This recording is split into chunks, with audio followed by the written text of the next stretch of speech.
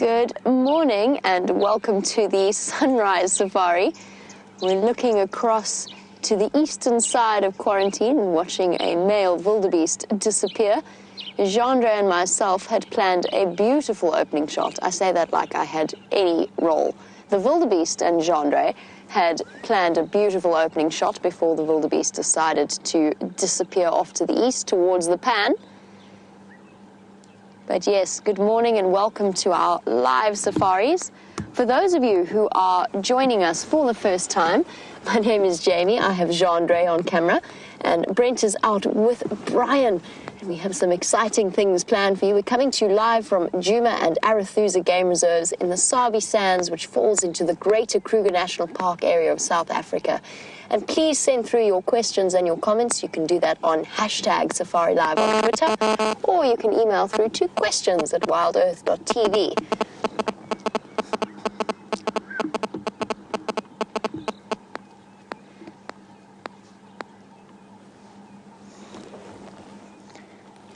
Just watching the impala have an interesting time of things as they come into their rutting season, the males and the females separating into their respective herds, with large males presiding over the harem. It's interesting how impala gather temporary groups of females at this particular time of year. And some of them just peak that little bit too early. They separate the females, they fight off other males, but unfortunately for them, the females are not yet coming into estrus. So their chances of mating for the next, probably about, if we're in the middle of April, or almost the middle of April, they've probably got another 2 weeks to wait before the females come into estrus. And our wonderful leopard characters, of course, capitalizing on the distraction of the male impala. Shadow 2 nights ago, and Karula yesterday.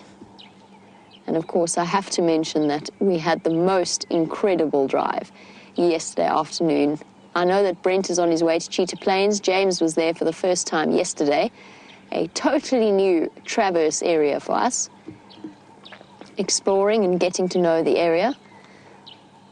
And myself and Brian spent some serious quality time, and that's the only way that I could describe it. Some serious quality time with Karula and her 2 tiny, tiny cubs, the Queen of Djuma, the leopardess whose territory falls around the heart of Djuma. Oh. There's that peculiar male rutting sound. I can hear him, and all of the females have scattered, slowly but surely, as they canter across the road.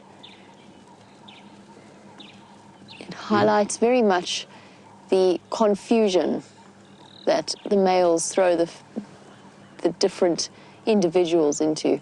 There he is. I'm just having a look at the male, who has now decided he is the king of the castle on top of his termite mound. He was responsible for those very peculiar grunting sounds that are unique to impala during the rutting season. That's interesting. That little impala is probably not really capable of challenging him. Much smaller, the one on the left. Little female dancing away as soon as the big male looks at her. And most of these little sparring sessions are relatively gentle for now. Oh, I say relatively.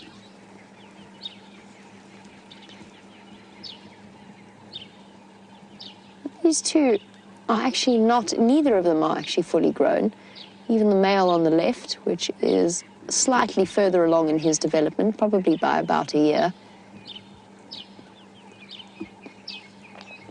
But he's definitely not the largest male impala. He just happens to be the one that has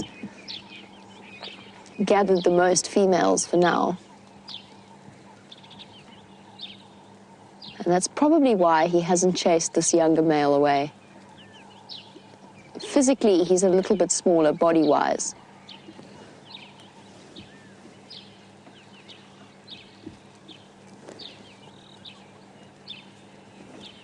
Hello, boy.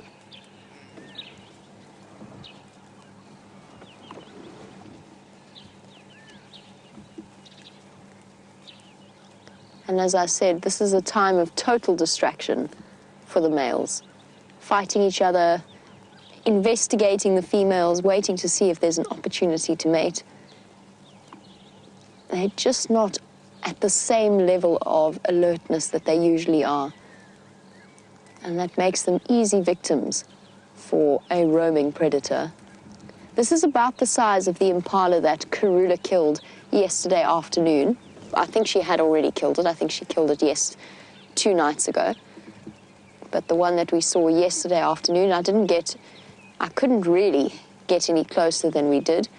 We were just incredibly lucky in that Karula called her cubs out while we were sitting with her.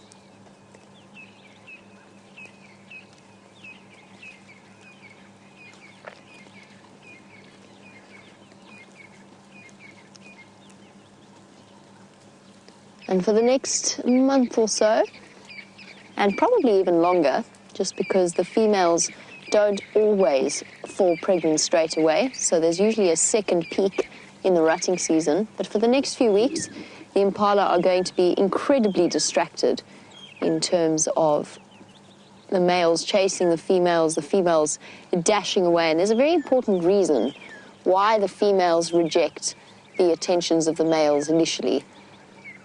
And it's the same approach that, for example, the extended estrus period in leopards or lions is for. And that is to allow the biggest, best male to come along and to contribute to the gene pool. It's essentially waiting for, or giving the bigger males a chance to come through. Quite a few males in this herd. There's at least 4 of them. The gentleman there is probably the largest of them all. And you can gauge an impala's age by looking at his horns.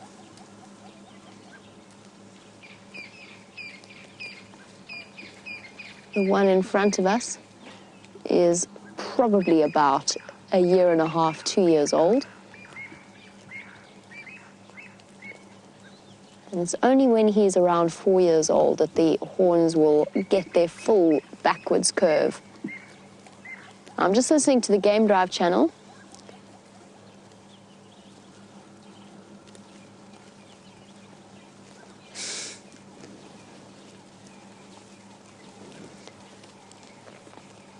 This time of year, as much as it is a time of impala distraction, it's also a time to admire their athleticism. The females very often display what is known as stotting, which is basically demonstrating how fit and strong they are. And at times, it equates to almost a handstand-like stance as they dance away from the males. We're sitting on the open area of quarantine. Oh.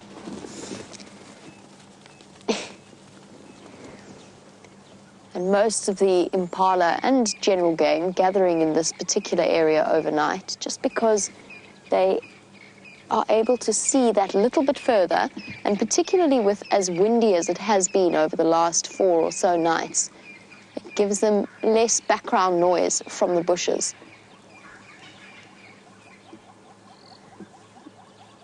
And Miles, it is cool. It is cool here. Miles has said, is it cool here? It looks as though they have their blankets on.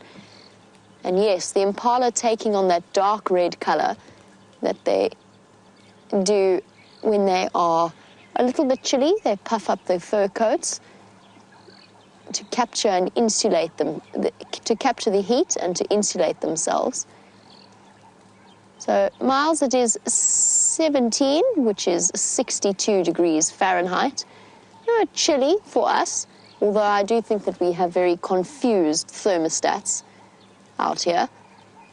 We've got so used to over 100 degree Fahrenheit days that the sudden drop in temperature has meant that we feel that little bit of a bite as we travel along. Sitting here without the wind chill factor, I'm absolutely fine. But yes, winter is on its way. We've definitely felt the chill of autumn. And although the cold front has moved off and the clouds have dissipated, I think it will only be towards the afternoon that we really start to see the rise in temperature again. And this part of South Africa is a funny place. We talk about autumn and we talk about the warm temperatures, but in the middle of the day, probably sits around 30 degrees on a normal autumn's day, which is about 86 degrees Fahrenheit. So our concept of autumn is a little bit peculiar. And already the sun has popped up over the horizon. I don't know when that happened. It happened very suddenly.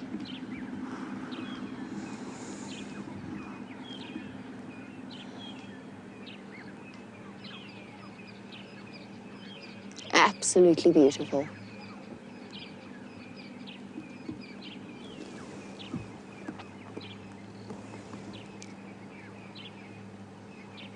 Now, Jean-Andre tells me, on the subject of our plans for the morning as we watch the sunrise, that he heard monkeys alarm calling around camp last night.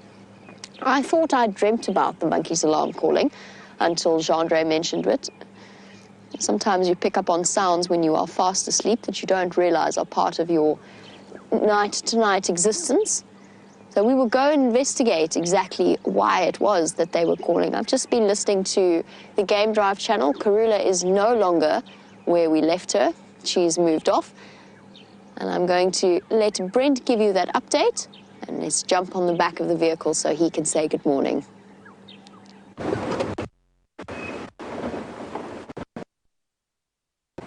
Welcome to the most exquisite sunrise safari. It is getting cold enough, we've got mist, which is great from a viewing point of view. Of course, it's not so pleasant from a Brent point of view because Brent is shivering. But Brent is heading east towards the rising sun, and we're going to head towards Cheetah Plains. So very exciting stuff. And we have just driven past the last position of Karula, and that kill was on the ground. It was a big male impala, which is probably too heavy for her to hoist. And it looks like hyenas, unfortunately, have stolen it. She has moved the cubs, but we're not going to put any pressure on that area. We're just going to leave, and hopefully she's found a nice, safe spot for them. From what I can see, both sets of cub tracks there, so even though the fact the hyena came in last night, it looks like both of those little guys were able to evade. So, eastward it is.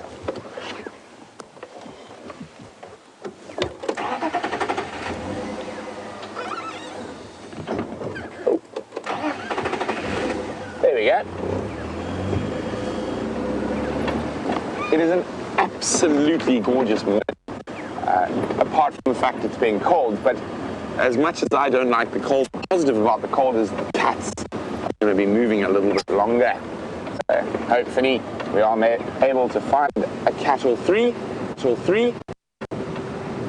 Very, very exciting stuff. I am so excited to take them on a drive on Cheetah and have a look at those wonderful open areas.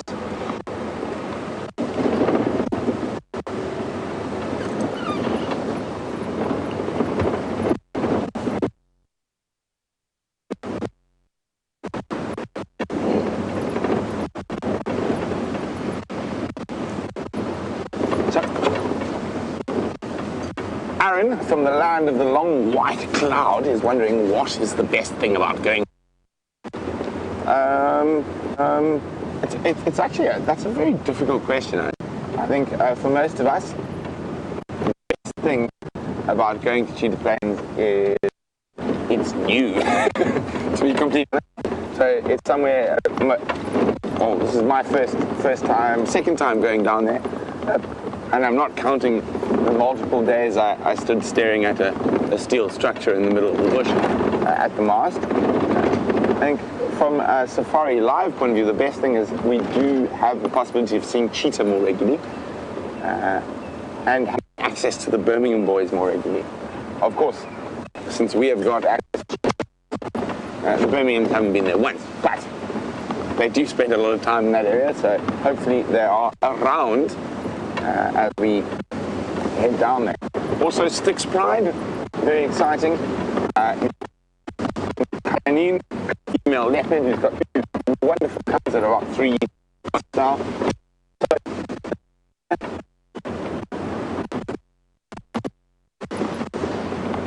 I think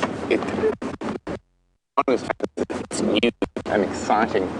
Everything that's new is exciting. What's cold in the bottom of the valley?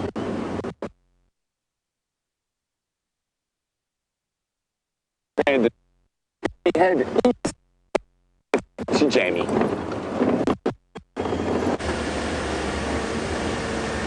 And as Brent negotiates the various signal black holes on his way to Cheetah Plains, we're heading across to investigate the pan and the various surrounding areas to see if Gendre really did hear Monkey's alarm calling, or he's nodding emphatically. So yes, we'll take Gendre's word for it and we'll just go and figure out exactly what happened.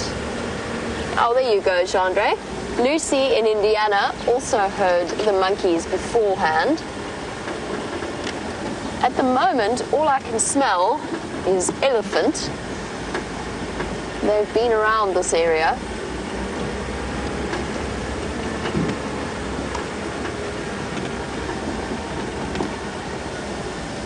We'll just keep checking for tracks. At the moment, just hordes of impala walking up and down towards the pan. That doesn't mean there wasn't a leopard or a lion. And in fact, it could even be the Nkuhumas. I immediately assumed it was that male leopard wandering about that we were tracking yesterday.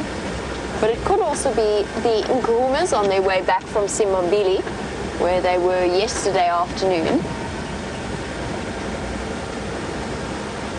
And what's been interesting to observe about the Nkuhuma's behavior over probably the last 3 or so weeks, is the paths that they walk between Torchwood and Simbambili. And they're basically walking almost a direct east-west line between the different areas. And usually with a stop-off point past either the Djuma Dam or past the Galago Pan at one point or another. It's only when you're driving that you really feel the wind chill factor.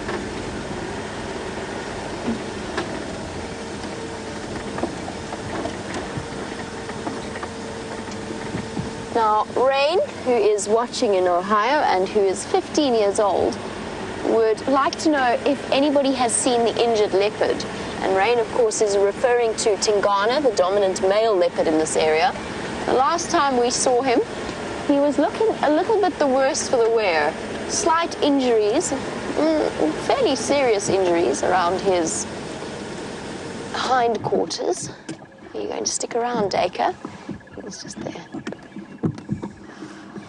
Sorry, Rain. I will get back to you in a moment. We've just got a relatively relaxed grey Dacre. Not all that often that we get to sit and observe this particular antelope. Generally that little bit more nervous than Steenbok, which are of a similar size and basically fit in the same, sort of the same position in terms of ecological niches. And when we get to view them like this, admittedly, most of the Dacre now is behind a tree, but when we get to view them like this, you really get an idea of why they are called grey Dacre. It brown, almost verging on grey. And in terms of other differences, with the only other antelope that you could probably confuse them with, a much straighter back, and in fact a little bit larger, a little bit longer than the Steenbok. And I'm sure at some point we will find a Steenbok to show you during this drive.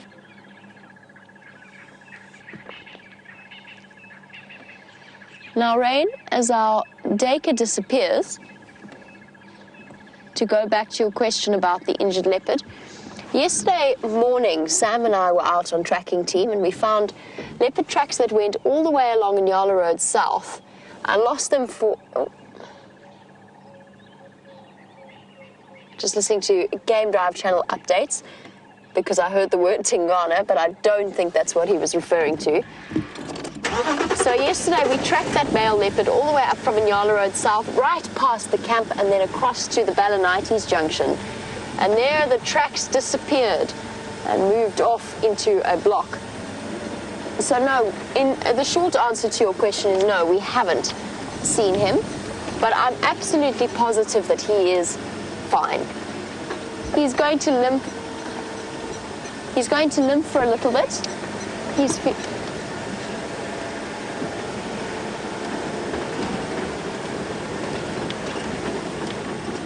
Sorry, there's a very long conversation going on the Game Drive channel between James and Taxon, and I just want to find out exactly what it is that they're chatting about.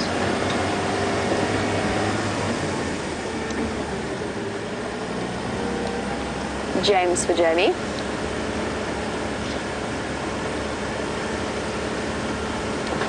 James, I only caught the tail end of that. What was the update on Tingana?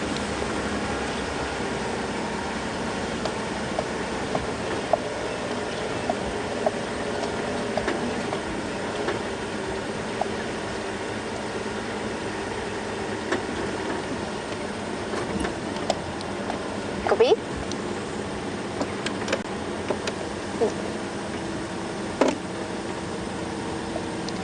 Copy that, thank you. James just updating me on the fact that there are giraffe running down Triple M, in his exact words. So he will be following up around there, just checking to see if he can't work out why exactly they're running along one of the main access routes. My suspicion is probably that it is the male that James saw yesterday morning that was in a very long, very involved process of courting one of the females. And it does take them a considerable period of time before they manage to actually mate. Again, just like the impala, the female rejects the male almost right up until she does actually mate with him, just on the basis that it gives her a good opportunity to wait for a better, stronger, bigger male to come along. I've been trying to work out as I've been driving along what the smell is that I keep catching a whiff of, and I actually think it's the hippo. I'm not sure whether any of you saw a hippo on the Djuma Dam camera last night, but there's plenty of tracks and plenty of dung along this particular route.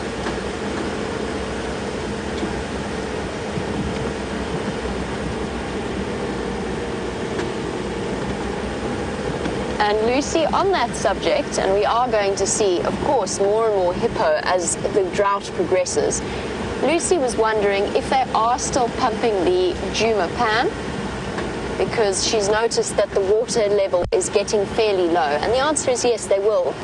I'm not sure if they've been pumping every day at the moment, just because a lot of the dams still have plenty of water from that rain that we had a couple of weeks ago.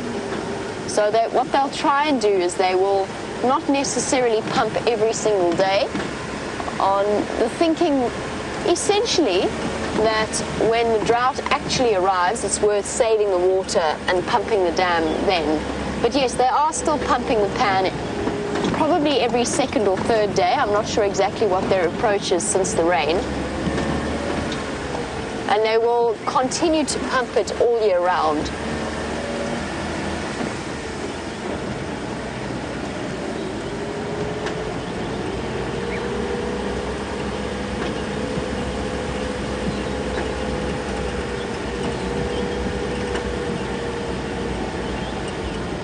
Clayton's 8-year-old son, Andrew, good morning and welcome to the Sunrise Safari. You wanted to know why elephants push down trees. Now, Andrew, if you forgive me, I'm going to stop here for a moment, just in terms of talking about elephants. I've had to drive a completely separate road to the path that this road usually follows. And the reason is, after the rain, the elephants... Oh, the guinea fowl are alarm calling. Sorry, it's a good time to stop and listen.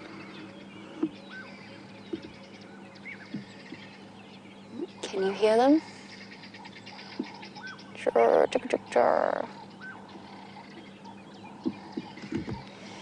Guinea fowl are tricky animals. You can follow their alarm calls, but it doesn't necessarily mean that they are alarm calling at something like a leopard. Sometimes they just alarm call at each other. So Andrew, the reason I stopped here was because I actually now have to drive on a completely separate road to the one that I would usually, and that's because the elephants have sort of made a mud wallow right in the middle of the road. They can be not destructive, but they certainly shape their environment.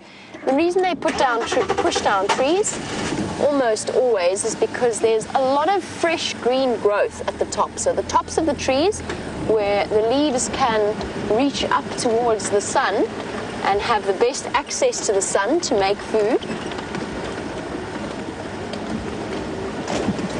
That is what the elephants are after. And they go after parts of the plant that the rest of the animals haven't had a chance to feed on because they're just not tall enough. Even a giraffe, an elephant can reach up higher and feed higher than the tallest animal on earth. And that's because they're capable of stretching that long trunk up, and they're also capable of standing on their hind legs when they reach up to feed. So the elephants usually push down trees so that they can feed on the top of them. Interesting thing is that elephants very often will push down trees into the middle of the road. And there's a couple of explanations behind that. One is that roads are clear. There's no trees or bushes that they have to sort of move around or step over in order to get to the tree that they've pushed over. So it's nice and clear. But also, I have to be completely honest. I think at times, I know that elephants know that we use roads. And I often think I've often seen them push trees into a road that we then have to drive around. And I think they're intelligent enough. And I've had a bull elephant before roll an entire marula tree. After he'd pushed it down onto the other side, roll an entire marula tree into my way, just because he felt like it. So elephants push over trees for a lot of reasons, but mostly just so that they can get to the food on top. We're all very excited about Cheetah Plains. Let's find out what Brent has to show you there.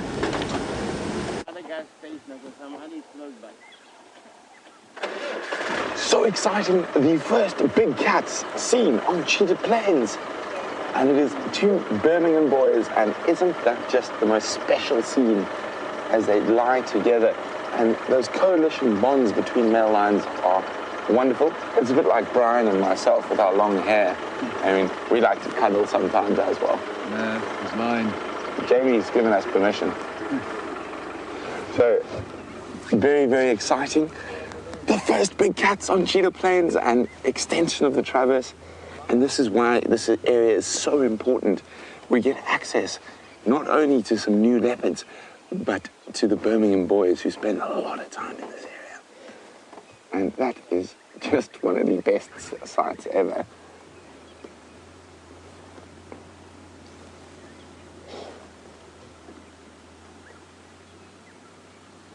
So Leslie, who's in California, probably warmer than me right now, would like to know, is there any news on the injured Birmingham boy?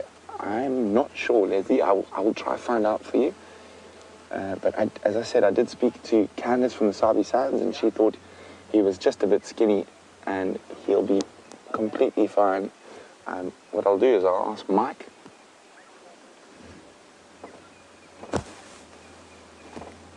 I'll ask Mike from Cheetah Plains whether he's heard any news.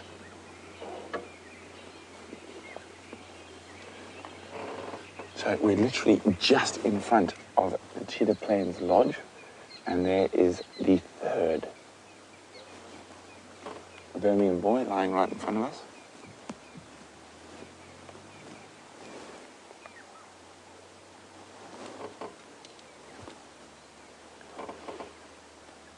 So Mike, is one of these the injured one?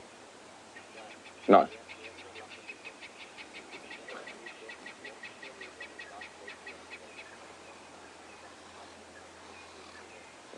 There we go, guys. From Mike from Cheetah Plains says he's moved off and he is looking a bit better. So hopefully he's going to be just fine. And these animals have an incredible from multiple injuries. I mean, I've seen male lions that I've been sure are going to die, and a week later, fat, happy, and fornicating occasionally. But as you can see, these guys at the moment had a busy night. I did hear them roaring at about 11 o'clock last night. And how wonderful it is that we can actually hear lions roaring and head towards where they might be.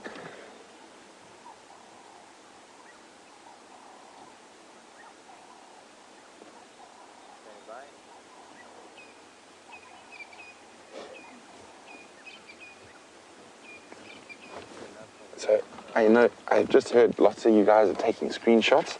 So you've inspired me to take a photograph, because that is just a wonderful scene.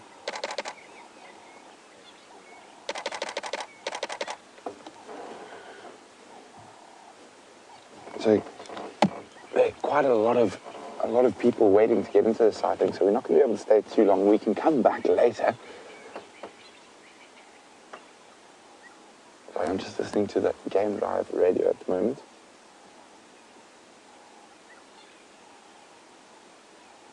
Look at that.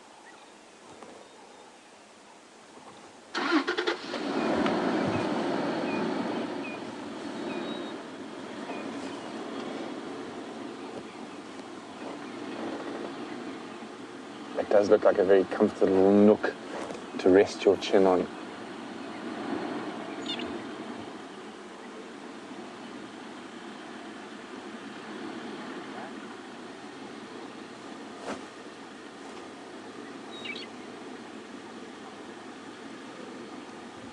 So it's very difficult to see if they are full or skinny. I think they're a bit skinny. And Jaguar Sharkman was wondering whether they've fed last night. I don't think so. So I don't think they've fed. And let's hope they find a buffalo close by. But I think they're not going to move too much from here now, even though it is quite a cool morning.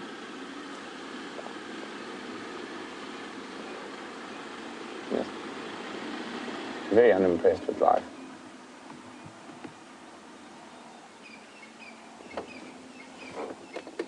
Sorry guys, just got to be on the game drive for a second.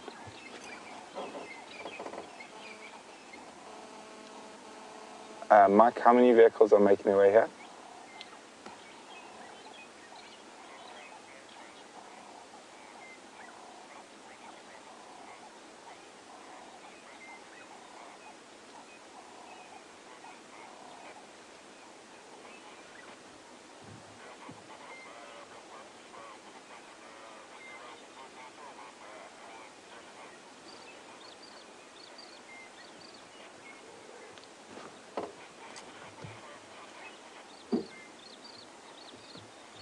Sorry guys, I'll be with you in a second. I just need to sort out the lineup for the sighting, and then I'll be back with you. Whoever's first standby, make your way. When you get to the entrance to the lodge, I'll make space.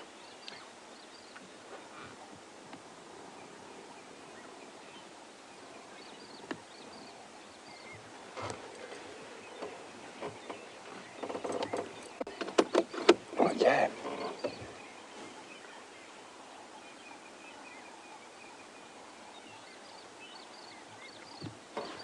Sorry guys, it's getting a little bit complicated here.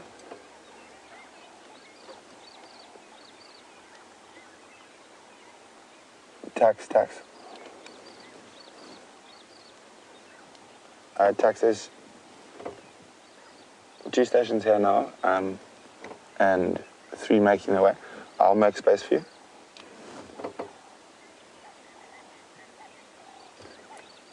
No, only 2. I'll move out for you.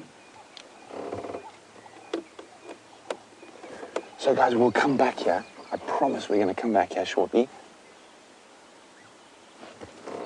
But there's just quite a lot of vehicles want to get and see these boys.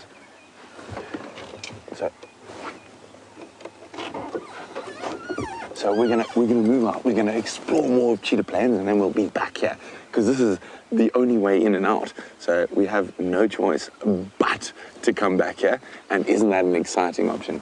So while we move out of here, let's give you one last look at the sleeping lions. And while we do that, and we're gonna move out, let's go across to Jamie and see what she's up to. Oh.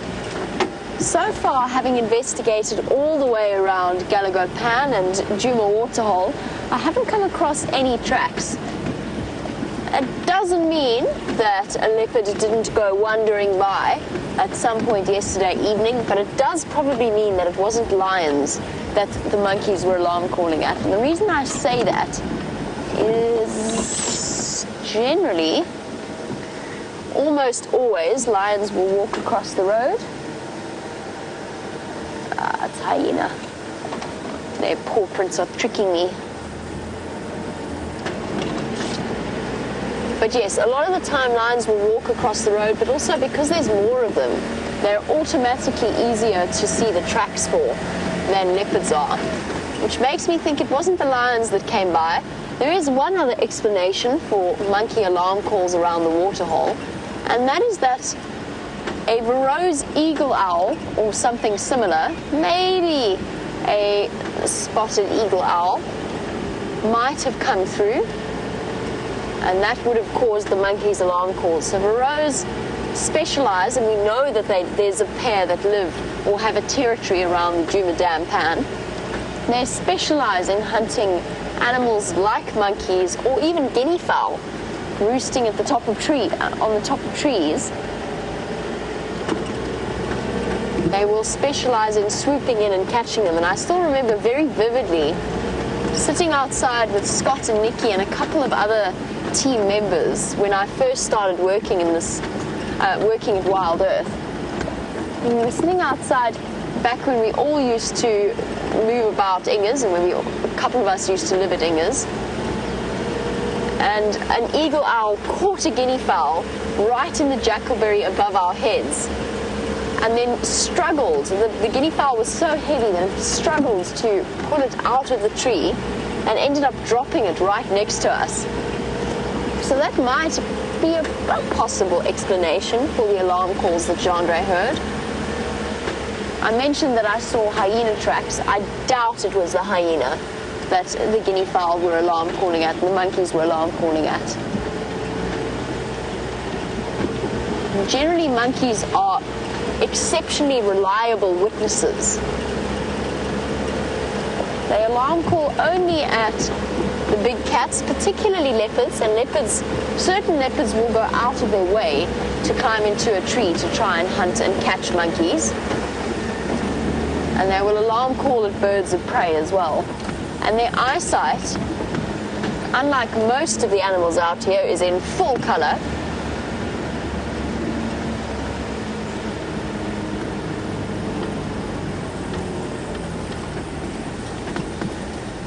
As we go off in search of the reason, or at least the tracks of the reason behind the alarm calling monkeys, Genevieve in New York, you were wondering whether or not a leopard would ever follow, or whether a leopard would ever... Jandre's got to windscreen wipe our lens, which is, it's so dewy, and actually I'll stop for a moment, not to make Jandre's life difficult, just because it's such a pretty view in its own way. Sorry, Genevieve, I will get back to you in a moment. I'm just looking at the chloris grass in the dew, Jandre, on the top of that termite mound, the fluffy grass. So the dew point, obviously a little bit lower than it usually is. and it's causing our camera to mist up first thing in the morning. Still misting. Sorry, bro. It's all right, Chandra. It's not your fault.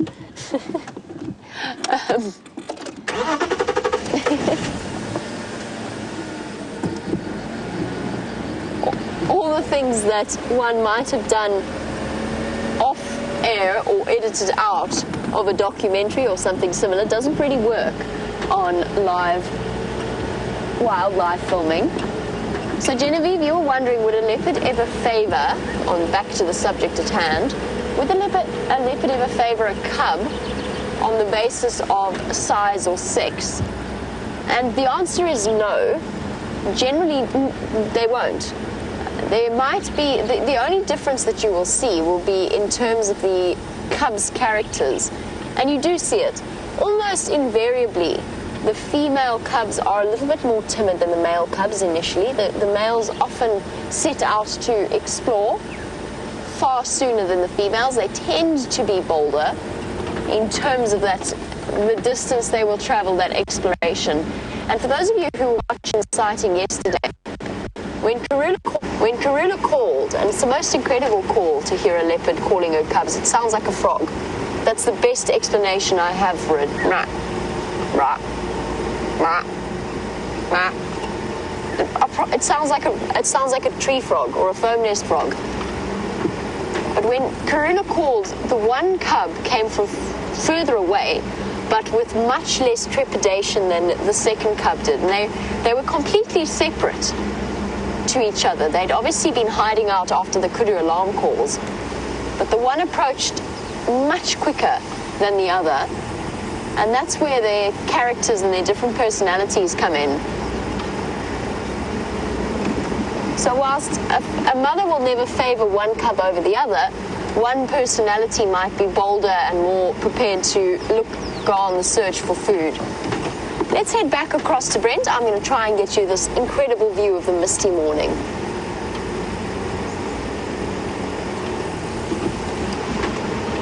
Oh, in that case, we shall not go across to Brent, who apparently doesn't have any signal. And I will try and show you, in fact, maybe the best way to show you.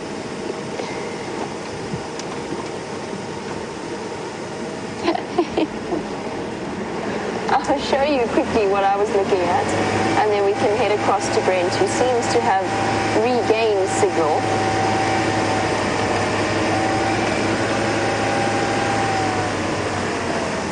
Let's just take this 2-track quickly.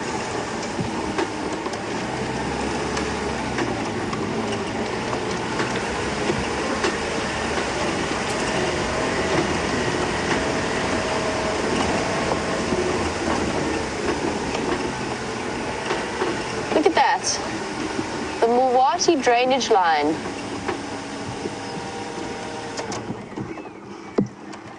Perfectly outlined in mist.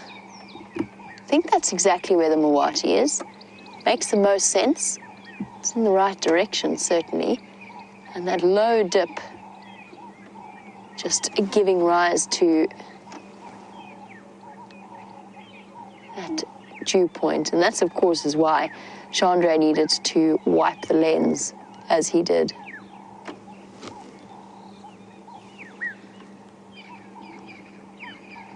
Beautiful morning.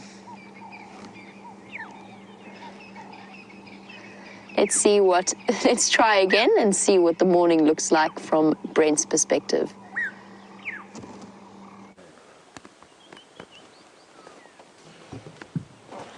So we are exploring new ground, and with new ground comes new things, and we spotted a little bird, a little raptor.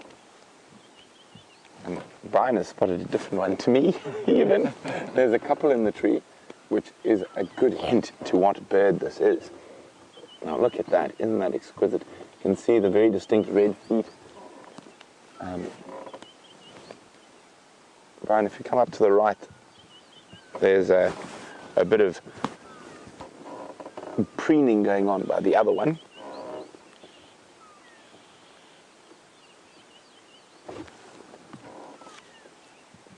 Now, this is a very cool little bird of prey. And there's a pair of them here. There could be a few more around that we might not be seeing. I'm just trying to have a scan around. And a very small raptor. So these small raptors are mostly insectivores. They will eat other stuff, but their main food is insects. Now, I'm wondering, who can tell me what it is? So a nice little Cheetah Plains early morning test for you guys. Who can identify these little raptors?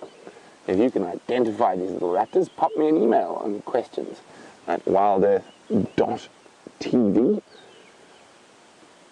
or use the hashtag Safari Live on Twitter. And look at that, basking in that beautiful morning light.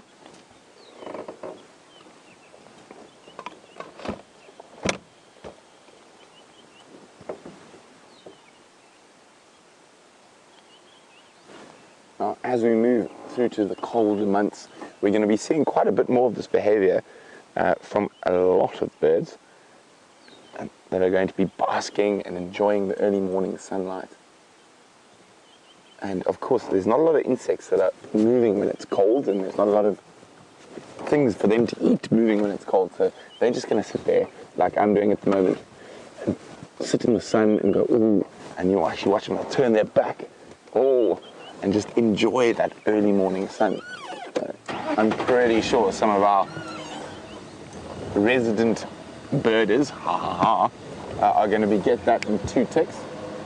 So very, very cool.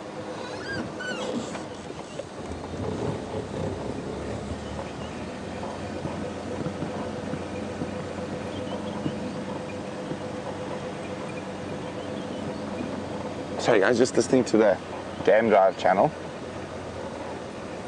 A whole bunch of new voices down here. A little bit distracting.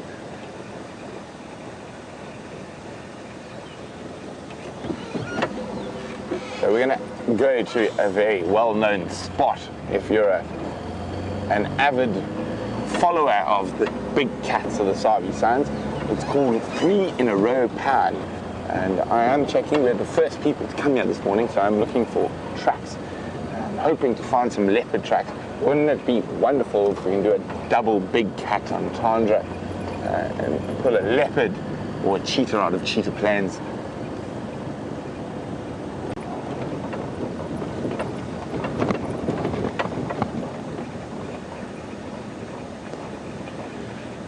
So we've got some answers, and Aqua, Raisa and Monkey Man say Amma falcon.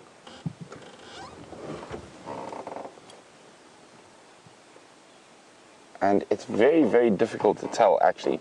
The fact that there were only 2, there weren't more, I actually think it's a red-footed falcon. But if we have a look at these 2, I mean, there's the Amma male, and there's the red-footed male. So very, very similar looking. And I just felt it was a bit too dark for an Amma. And also the fact that normally with Amma falcons, you'll have, when you see them perched like that, you can have 15, 20, 30, 100 perched. With a red-footed falcon, you don't normally see as many. It just looked a little bit dark to me. So I would have gone with red-footed falcon there. But an Amma falcon, which is there, you can see very, very similar. So it's very difficult to tell when they're not flying. So when they're flying, you can see that very distinct white underwing. So maybe we'll have to go back a little later and see if they're moving around. And there we go, red-footed falcon, the dark underwing. That's the female red-footed falcon. If we see females, much easier to distinguish those 2 species. The males are near identical. So there's the female Amma falcon. So I personally would have gone with red-footed falcon just from the fact that it was quite dark and the fact that there were only 2 sitting there.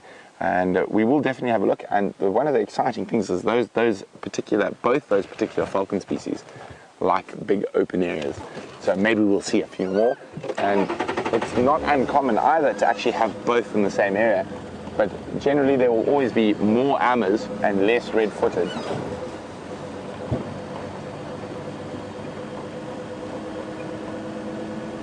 Okay, we are driving past 3 in a row pan. We've passed the first pan. This is pan number 2. Hello, pan number 2. Isn't this just exciting? It's so new and different.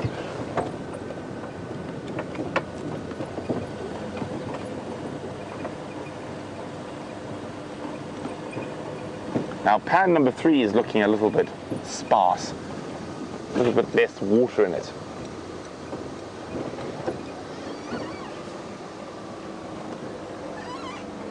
And as you can see, if you look carefully around here, there are lots of expired buffalo skeletons like that one.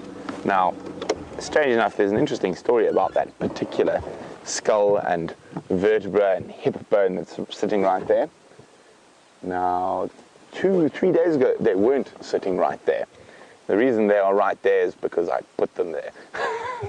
So those of you who read the Safari Live blog will have seen some beautiful pictures taken by Rebecca of this particular spot, and we maneuvered the buffalo skull to have it next to the water. Now, of course, we upset a few carrion beetles who were still feeding on the sinew and what was left. Now, I was lucky enough when my friends came to Djuma and I was driving them, and Djuma, of course, has traverse on Cheetah Plains, that I actually saw the Birminghams eating this particular buffalo.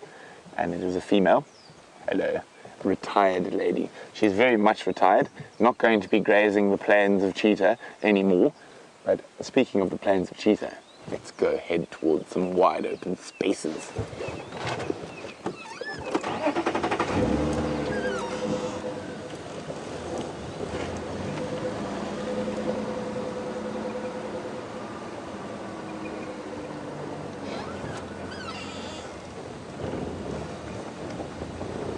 Well, a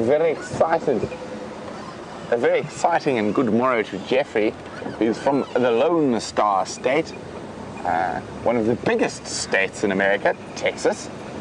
And Jeffrey's wondering if we're going to find any secretary birds while we're on Cheetah Plains.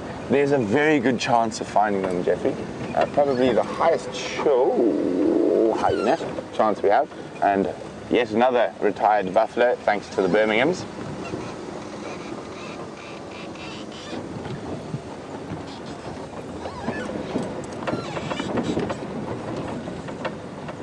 You know what's even so exciting? No one has driven down this road yet this morning, and that makes me very excited because we might be the first to see a beautiful imprint of a paw.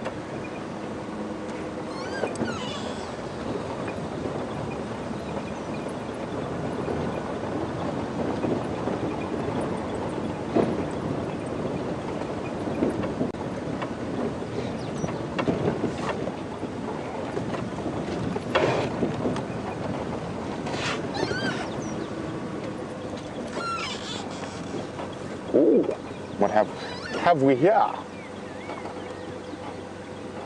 2 hyenas, not just one. So, Smiles is wondering, do jackals have a large home range, or can we expect to see them regularly while in this area?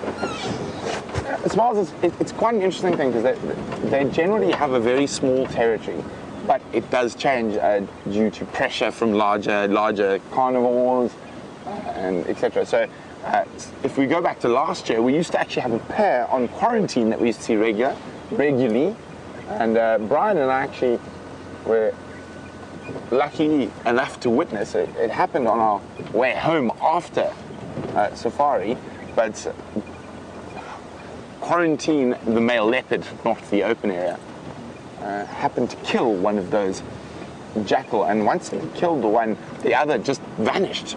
So hopefully we will see them quite regularly, but there is a chance that with pressure from other carnivores, they may or may not move off. Now, side-striped jackal, which you saw yesterday with James here, is quite an interesting one because unlike black-backed jackal, it's far less specific in its diet. It is the epitome of an omnivore and actually even eats a lot of fruit, including marula fruit and fruit of the brown ivory, fruit of the dory, and you actually find it eats a lot less meat than a black-backed jackal, where a black-backed jackal is very, or far more focused on eating meat.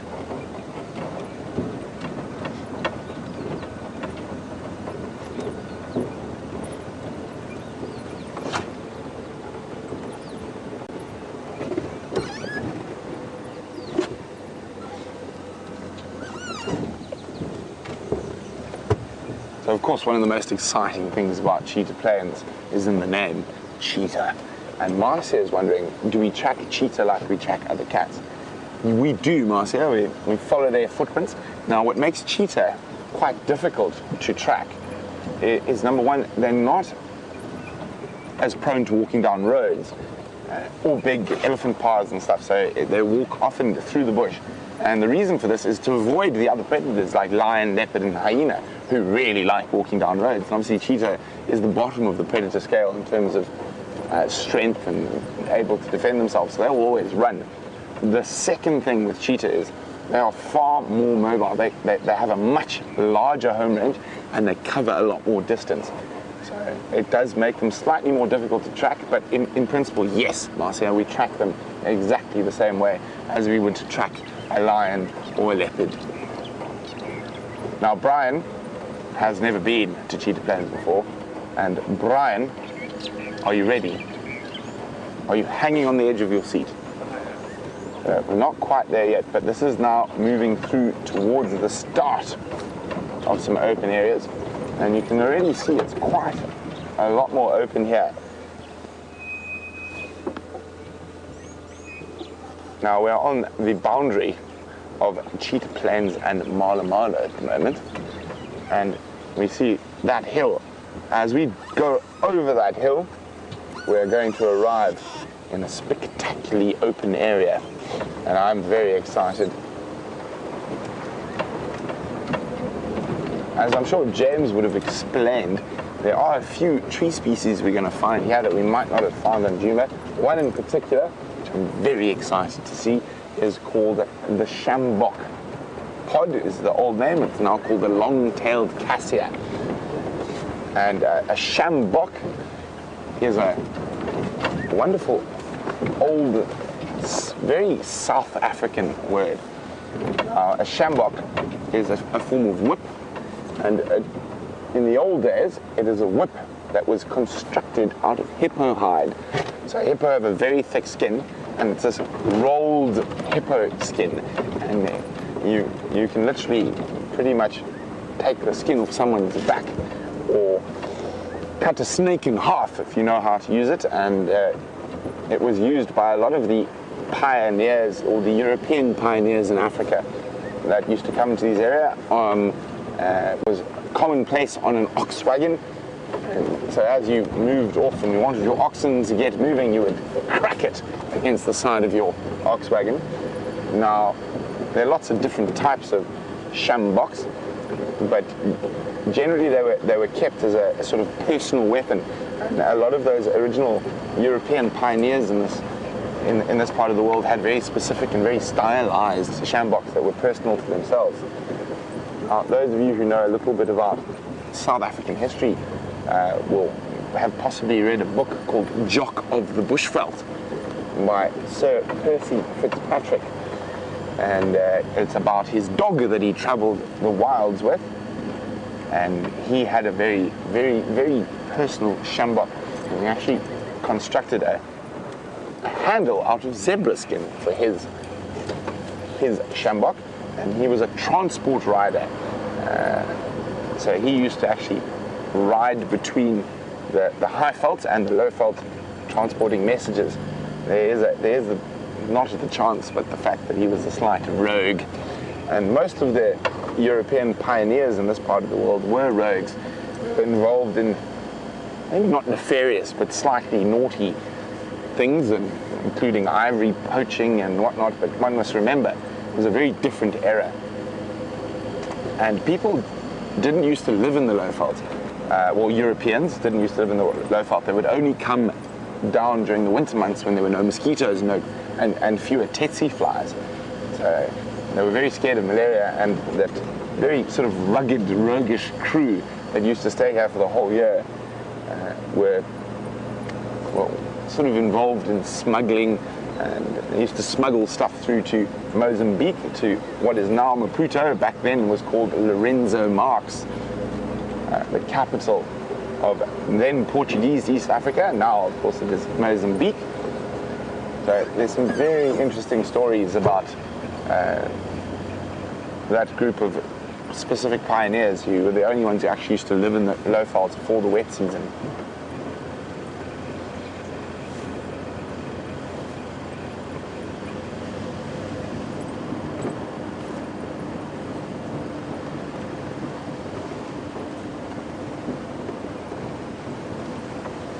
Aqua says, can we see some umbrella thorn acacia trees? Aqua, you are exploring Cheetah Plains with me, so if I do find some, I will definitely show you. I haven't seen any yet, and I don't recall seeing them. I've only ever been here on Game Drive once before, so I don't recall seeing them the last time I was here, but I was lucky enough the last time I came here with, when I was driving out of Weatella Lodge, was actually to look at leopard cubs, Nkanyanini, and her cubs. Brian, are you ready to be blown away by a vast open space? I am indeed. Oh, Brian is excited. I'm excited. And as we move through, we can actually...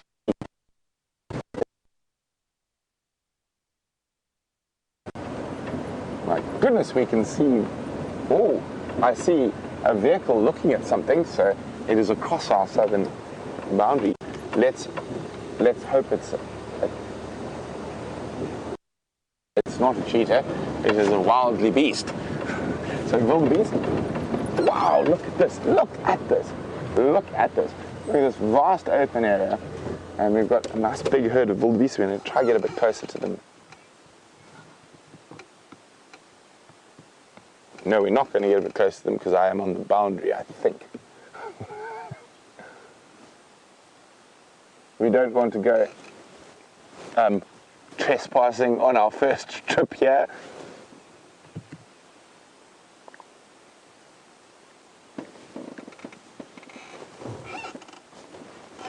Nice big herd of wildly beasts. I'm just going to pull up my map in case. I know I am okay at the moment, but I just want to make sure I don't meander to the incorrect side of the road.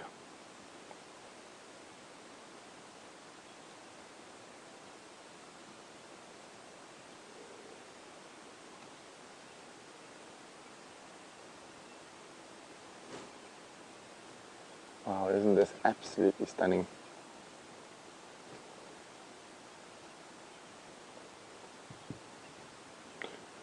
Okay, we are good. We are on the boundary. We are legal. Let's meander on a bit.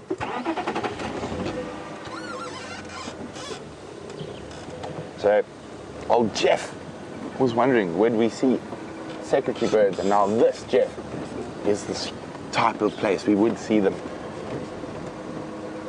Now, normally the grass is going to be a bit longer here, but unfortunately, of course, we haven't had much rain this year, so it hasn't happened. Look at this. Isn't this absolutely stunning? Now, the fact that there's a Mala vehicle over there means they might be following on cheetah tracks. Brian, how lucky are we feeling? Oh, very lucky. We're feeling very lucky.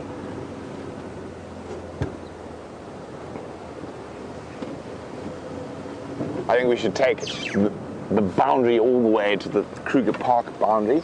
But while we do that, and we find anything, we will jump straight across. We also might find ostrich here, which is also exciting. But while we continue along here, let's jump back on board with Jamie and see what she's up to. Oh, that would be exciting. An ostrich for the first time in a long time. Now, while you've been with Brent exploring Cheetah Plains, I've been looking at this particular track on the side of the road. And this is a baby elephant lying down. That's what this whole, you can actually see the wrinkles in its skin imprinted in the side of this road. And elephants very often will enjoy spending a little bit of time when they do sleep, leaning up against the side of a slope, whether it be a termite mound or a tree. They will actually spend, it makes life easier for them in terms of leaning up against something. It makes it easier to get up. So that's what this track is. Unfortunately, fortunately, it depends on how you look at it, James has just called in that he has tracks for lions, and it sounds like the Nkuhuma Pride crossing into Djuma around Sandy Patch Road. So they've crossed in from our northwestern boundary around Simbambili. The difficulty is that the elephants have walked all over them. But now I've got male leopard tracks, and really I just don't know where to turn this morning. There are so many tracks to follow. Look at this is very fresh. You're going to be able to see that on top of the elephant tracks there. Look at that. Beautiful, perfect tracks. And we can see them. I can actually see them all the way walking up Albury's Road. On top of the elephant tracks, those are crisp, pristine leopard tracks. And I think it's time for us to go and follow them. James is going to follow up on those lions. I'm going to follow up on these leopard tracks. These are fresh, fresh, fresh. This is the leopard that I saw the tracks of yesterday. These are so fresh, I can almost smell the leopard.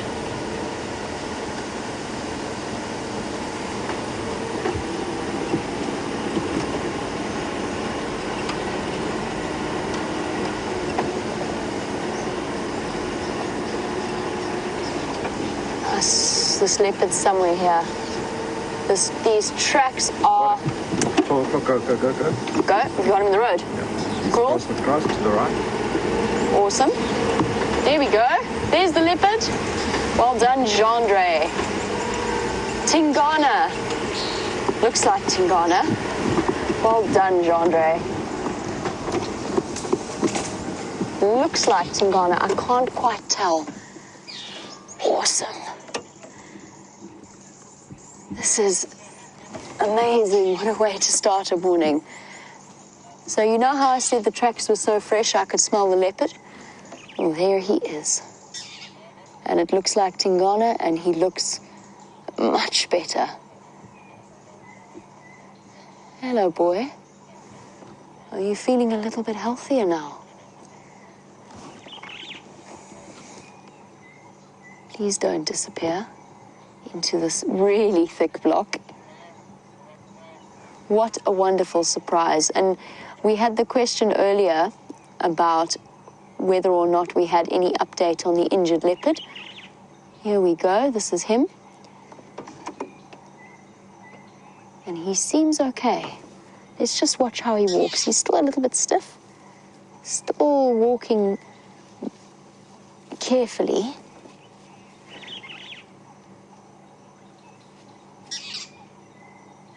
And looking, oh, big yawn, looking slightly hungry, but definitely better than when we last saw him.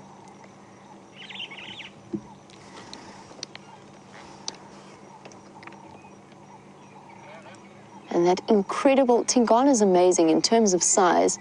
He's one of the biggest male leopards here. He's the dominant male leopard in this territory.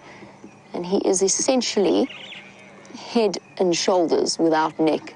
That neck is so thick and that dewlap is so prominent. And it makes him all the more powerful.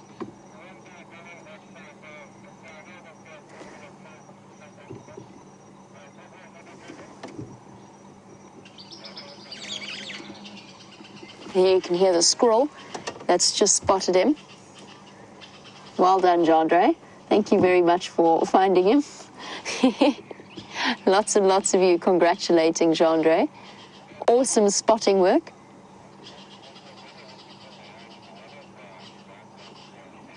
Just trying to see what this leopard is going to decide to do. He's just kind of stopped. He's not stalking. He's not walking. He's just stopped. I wonder if he's not looking for a place to lie down. Still stiff in the way that he walks.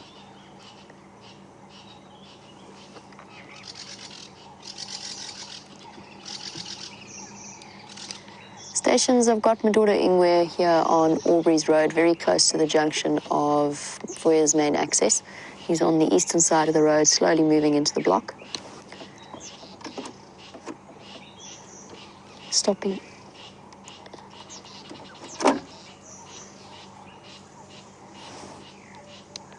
That's affirmative. Just keep coming up Aubrey's Road.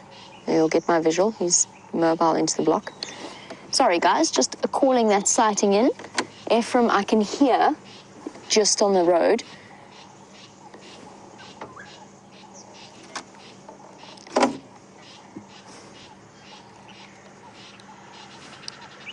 Copy, you're more than welcome. I'll try and stay with him. There we go. Lying down, that's what he was looking for. He's just gone flat now. All right, let's try and get ourselves a different view. It's a bit of a tricky block to get into.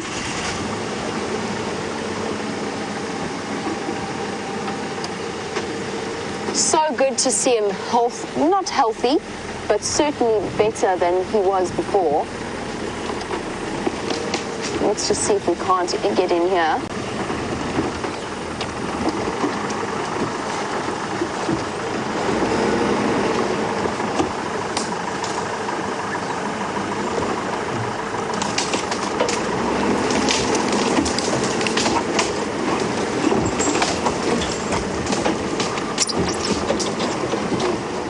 Now, for those of you watching this show and are unfamiliar with the way in which we off-road, just to comfort you a little bit in terms of the decisions that we make and the trees that we drive over, we are very, very careful to drive only on species that are resilient and common and that will bounce back from the passage of our vehicle across them. I'm just trying to make space for Ephraim as well. A bit tricky to try and find a way to see him. After the rain, the bush is so thick.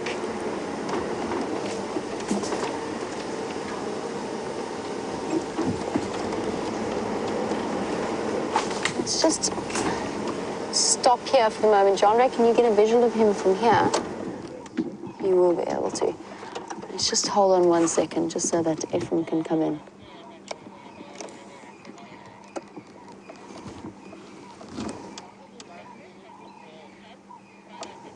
And for those of you who've been watching over the last few months, you know that we have been collecting leopard scat in order to determine the paternity of each cub. Obviously, it's very easy to know who the mother is, but determining the father is a little bit more tricky because female leopards will mate with as many possible males as possible. Sorry, just hold on 1 second. Ephraim, have you got visual there?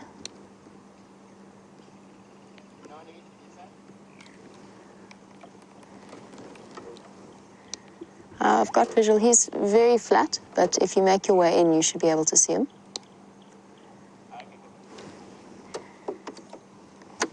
Just making sure that Ephraim has a chance to see him as well. So over the last few weeks or months, we've been collecting leopard scat. And Aileen was wondering whether or not we will collect scat from the leopard cubs of Karula in order to determine who the father is. And yes, absolutely we will. And it's going to be such a fascinating result to determine. Most likely, I mean, if we look at what we've seen Karula do and who we've seen her associating with, most likely this is the father of those two cubs, but we just do not know.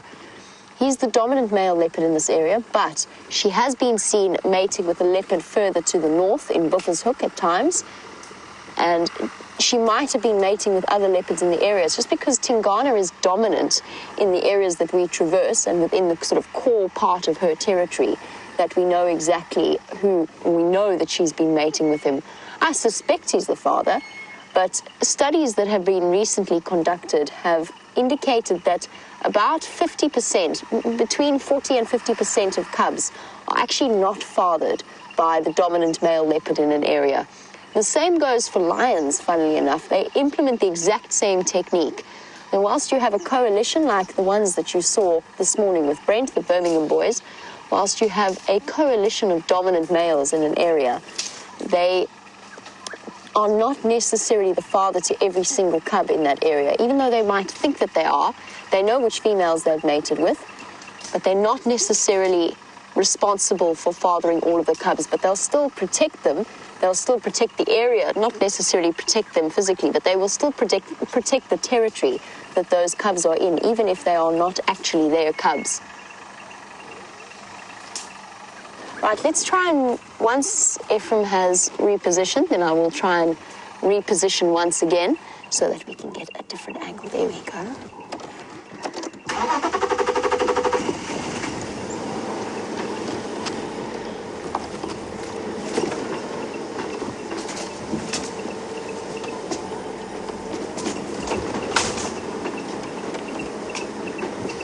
Oh my goodness, it's almost impossible to get a good view of him in here. Is that not better? How's that, Chandra? Here we go. I mentioned that this particular male has pretty much a head and shoulders and no neck. Hello, gorgeous. And Cara, watching all the way in Seattle, would like to know why leopards have that flabby neck. Is it a sign of aging? Is it a sign of weight? What exactly is that for? The answer is, it is a sign of age, but it is only as prominent as it is in males. So the dewlap, that flap of skin around the neck, mostly serves a very similar purpose to a lion's mane, protecting the most sensitive areas of that leopard. So a dewlap around the jugular, the arteries around the neck, where they are most sensitive, is a way of competing and ensuring that they are protected from the fights with other males. That's why the males have it and the females do not. That being said, it becomes more and more prominent with age. It's around 6 years, 5, 6 years old that they start to properly develop the dewlap, and only around 6, 7 that you really start to see it. I've seen Karula has developed something of a dewlap, and that is a product of age. So, like all mammals, leopards as they grow older will lose elasticity to their skin, and they will lose subcutaneous fat layers, and as a result, their skin gets that little bit flabby. And Karula has borne many, many cubs in her time, so apart from the dewlap, she's also got, I think she's actually split the muscle wall of her abdomen, which is why we see her with what we've described as a flabby tummy. It's not flab, of course, it's just the muscle structure and her stomach structure has changed. And that's common in a lot of mammals. You see it in hyenas very regularly, where regular or constant pregnancy situations have caused that split in muscle tissue. But Tingana's dewlap, as he hides in this dappled sunlight, is a protective function. It's so good to see him looking that little bit healthier. He's still resting up though.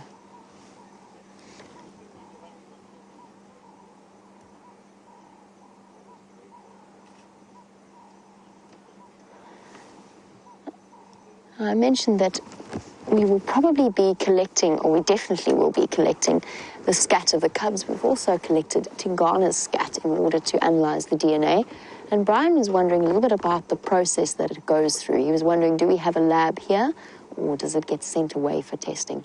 And the answer to that is it gets sent away. So we don't have a lab on site, and we have to send the scat off to an organization known as Panthera, which is a very, very large big cat research program that is spread across multiple countries around the world. And in particular, they focus on leopard populations in South Africa. And I've worked closely with them in the past. We've done an enormous camera trapping project where I used to work, where we set up 100 camera traps around a 25,000 hectare reserve and identified each and every individual leopard. And the process, the research that they're doing is absolutely vital in terms of the way in which it contributes to the conservation of these beautiful cats. And it's got a lot to do with, first of all, nobody actually knows how many leopards there are in the Lowveld, so the area that we're in Limpopo province or Mpumalanga province, which is where we are in South Africa, or indeed in South Africa. And some of their research actually really goes deep into the heart of determining just how many leopards there really are, because nobody actually knows. So no, whilst we don't test them on site, we do send them through to Panthera so that they can analyze the DNA. And it'll be so interesting to get those results. And I mean, Tingana is a perfect example of a leopard that, whilst we have a sort of a rough idea as to where he came from, we don't know exactly his paternity and exactly how far he has dispersed. Because when a male grows older, they will actually move outside of their area, and that's known as dispersal. Obviously, they need to go and find some fresh genetics in order to reproduce. And that is what a male leopard does. See, flat there, or is he? No, he's still looking up.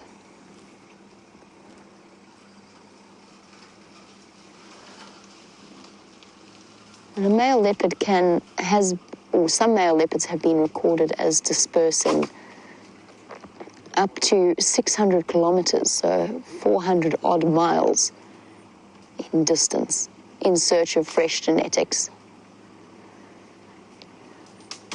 I just need to hop onto the Game Drive channel and manage the sighting in order to get all the different guests from around the various neighboring lodges in. While I do that, let's find out how Cheetah Plains is going.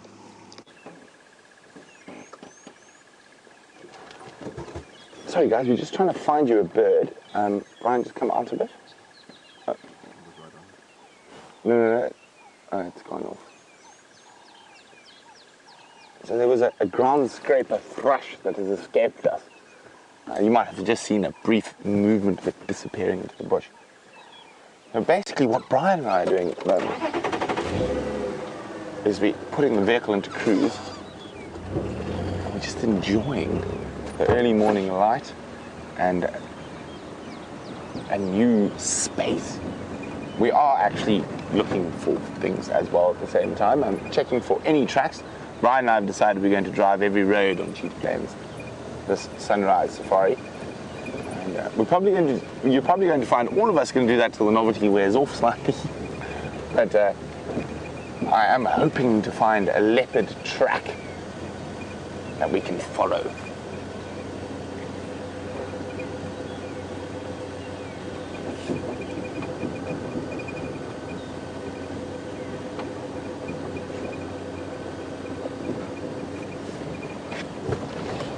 Well, we have a question from Joey, which is a very apt name for an Australian, since the name for a baby kangaroo is also a Joey. So Joey wants to know, since we are close to the Sand River, is there a better chance of seeing baboons? So Joey, we're not actually that close to the Sand River at all. We're just a little bit closer than we are on Djuma. It's still probably about 5 kilometers from the Cheetah Plains boundary. And there's always a chance of seeing baboons. I don't know whether it's a better chance than seeing them on Djuma. I think it's probably it's quite similar, a chance.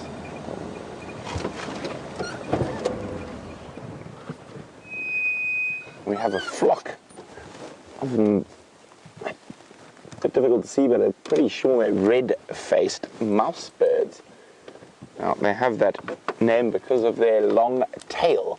So they have a long rodent-like tail, and they're considered a pest in a lot of places, especially if you're a fruit farmer. They have been known to destroy the odd fruit tree or three. And what they're doing at the moment, and the reason they are in that specific tree they're in, if we go down a little bit, I think you can see some of them feeding. There we go, zoom there, Brian, you can see that rodent-like tail hanging there. And they're feeding off the fruit of the guarri bush. And if they're feeding there, it means the guarri bush is ripe. And I'm a mice bit peckish. Let's go have a look.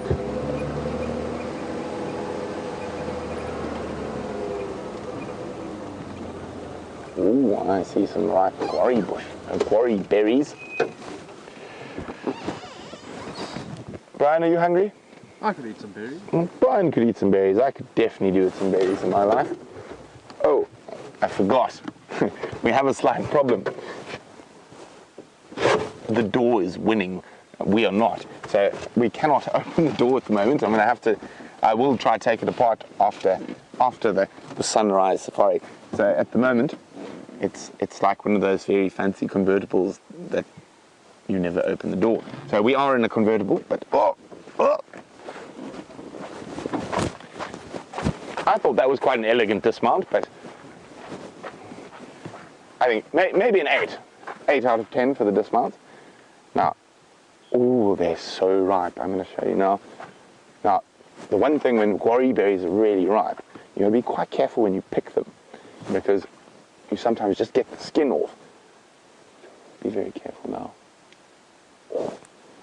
And if they're very ripe, you just shake the tree and they fall off.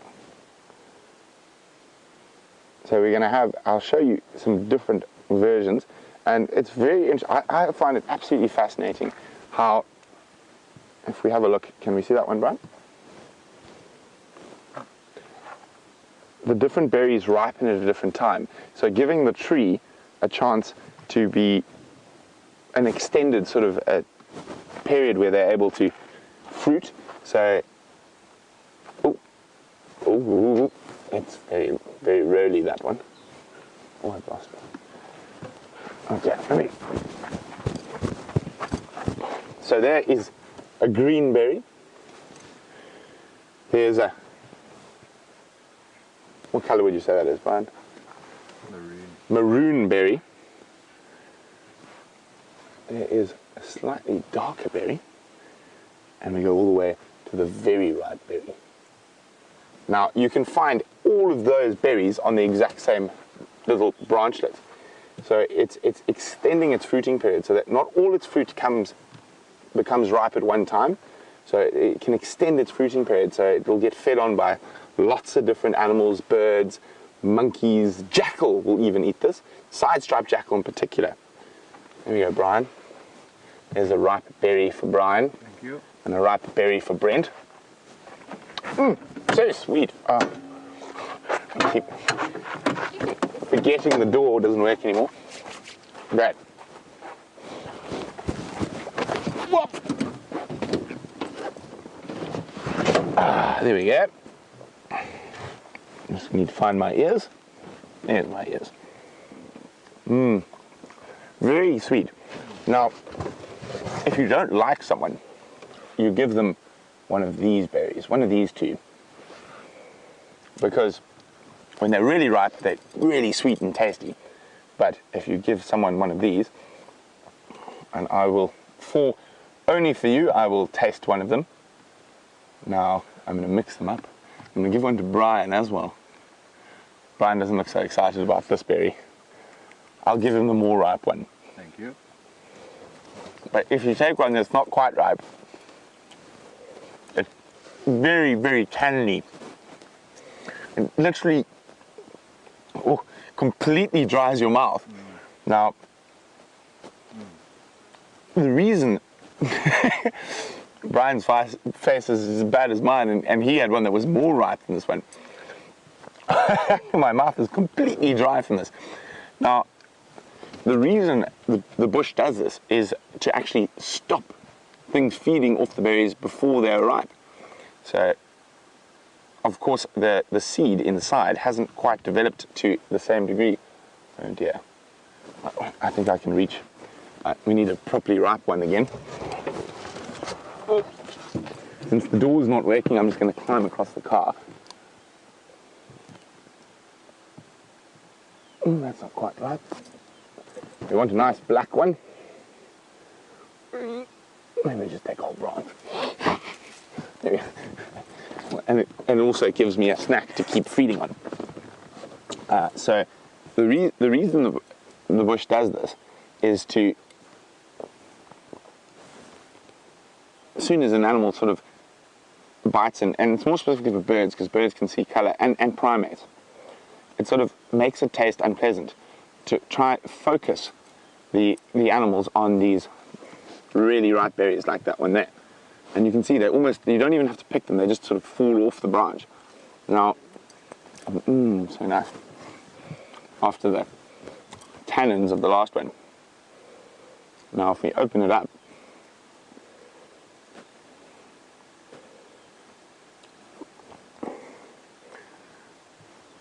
now we look at that,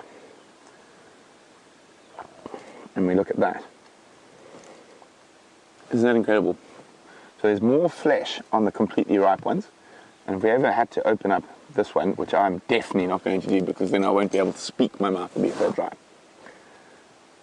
And you can see it hasn't quite developed to the same degree yet. Now we're going to go even further into the guarri berry, and we peel off that, and you can see it's split,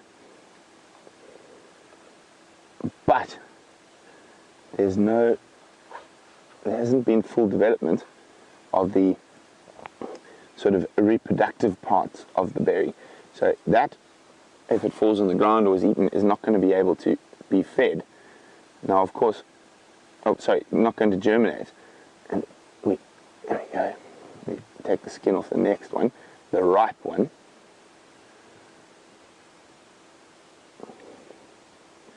Oh, it's quite a process. And while I'm actually peeling off that sort of layer, now that layer, to a degree, protects it from the stomach acids of animals. And you see, I cannot split that berry, even if I push on it really hard, whereas that fell apart. It hasn't fully formed. So now, this seed now is ready for germination. So once it gets into the ground, and specifically if something like a bird is going to deposit it along the way, now the inside is completely prepared to spring to life, whereas you can see this one is not, and the seed immediately splits when I open it up, and this one I can't split for love or money. There we go. So fascinating little bush, the guarri bush. Now, of course, if any of you have ever been to Africa, every guide in the world will tell you the toothbrush story. I personally try to avoid toothbrushes. Not all the time, but in terms of the bush. So it can make a toothbrush. Oh, there's a ripe one that just fell off. Now, for me, the more fascinating thing is the cultural use of the guarri bush. Yum. It's got two very important... Sorry, Brian, I'm forgetting you there. Would you like another berry? Please. Am I going to give you one that's going to make your mouth dry, or am I actually going to give you one that tastes nice? I'll give you one that tastes nice. So we're just going to do this quickly. Now, this is obviously not how you would normally do it, but I don't want to chop down the whole tree. So water divining is obviously quite an important thing, especially in areas like this that are quite arid. And the Latin name, or scientific name for the guarri bush, is Euclea divinorum.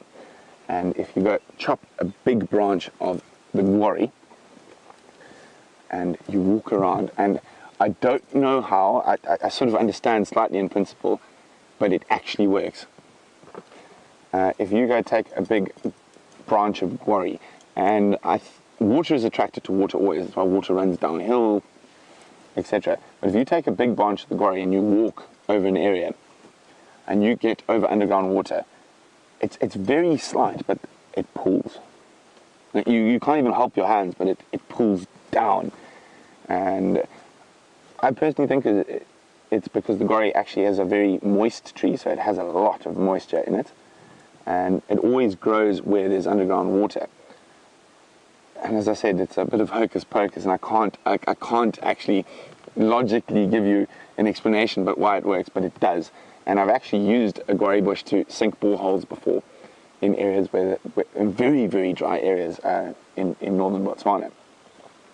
So you get a forked stick and you walk around, and when you get over underground water, it's sort of just, it's the ever so slight little bend.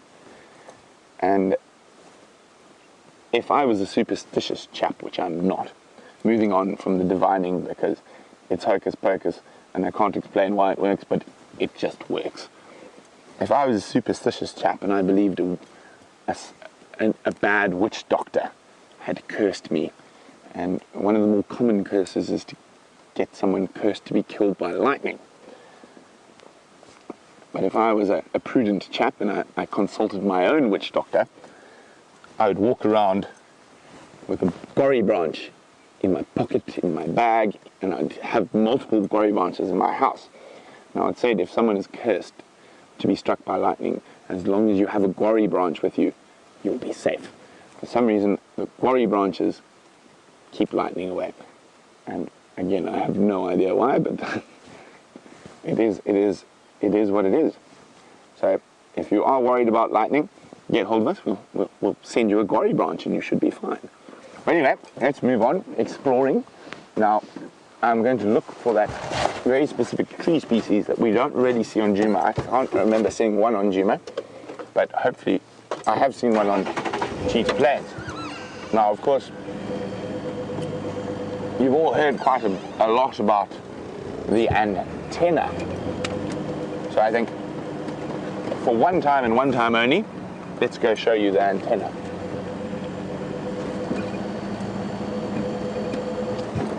And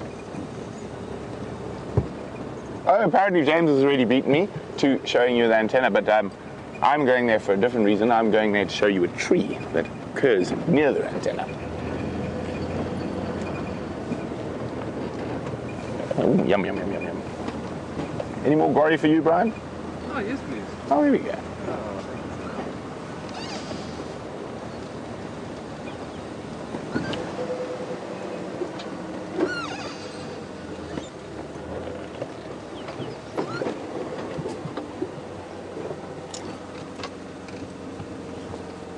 Yep, hyenas.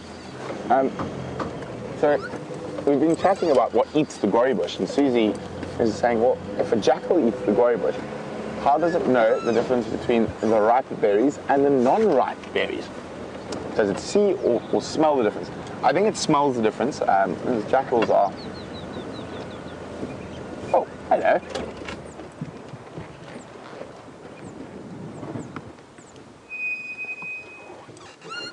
Look at that, isn't that beautiful? Little male steenbok.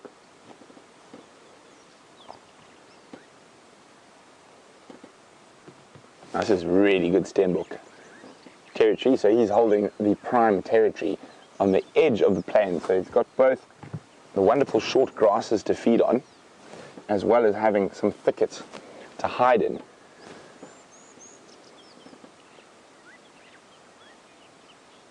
Now he's a particularly relaxed little male. Oh, look at this. Look at him digging. And he's dug and turned over the earth to urinate on. So his scent will stay longer on turned up earth than if he had just peed straight on the ground. Now, if he defecates as well, we're going to go see something we speak about a lot, but very seldom see. So it's not often I say this, but please, Mr. Steenbok, have a poo, so we can watch you bury it. because they live in such small little territories of no more than sort of 4 acres, that they bury their dung to try to keep their presence in that area down to a minimum.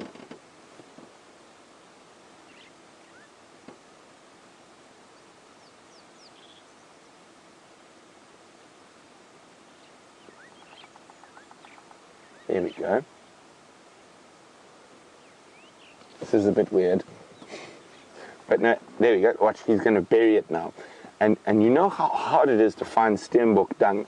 And when you do tracking evaluations and stuff like that, it's one of their favorite things to show you where a steenbok has buried. So it's one of the few antelopes that does that. And it's because they have such a confined and small little territory that they do that. Thank you, Mr. Steenbok. You've been incredibly obliging this morning. Now, you often only see a single steenbok, although they're a monogamous pair, so you probably find the females not too far off.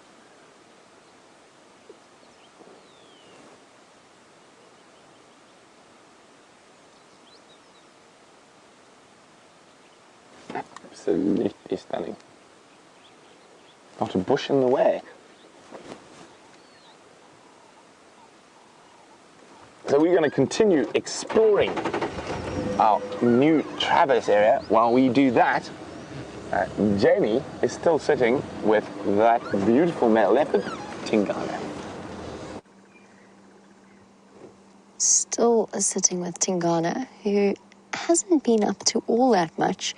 He looked as though he'd heard something further into the north of this block. You can see his head's up.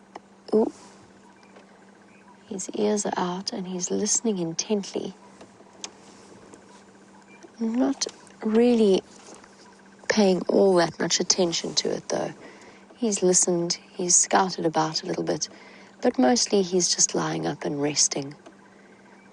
And in grass like this, it is such a clear demonstration of how well a leopard camouflage works. While you were with Brent, Chandra and I were just discussing how many times we have driven past a leopard in this kind of position, and he is not more than 40 meters from the road. I can still see the road from where, flat. Sleepy, tired cat. And he's not more than 40 meters, which is about, what is that? That's about 120 odd feet. There's the road there. But at the angle that he's at and the position that he's in, you absolutely could well have driven. If he hadn't walked on the road and left his tracks, if we'd been 1 minute behind him, there's a chance that we wouldn't have seen him. We probably would have tracked him in here, I think is most likely. But look at that, he's all but disappeared. Just the faintest outline of some spots hidden in the grass blades. And Sandy, you were wondering, while we look at Tingana lying down like this, you were wondering whether or not a leopard lying in the grass will ever have to worry about snakes. And the answer is generally not, no. So a snake will not approach the leopard, and the leopard will not lie down on the snake. It's very unusual for any of the big cats to get bitten by snakes. It does happen, but it's not a typical situation. You good there, Tax? Do you want me to move? Let me go forward a bit. We're just going to reposition for Tax so he can make his way out.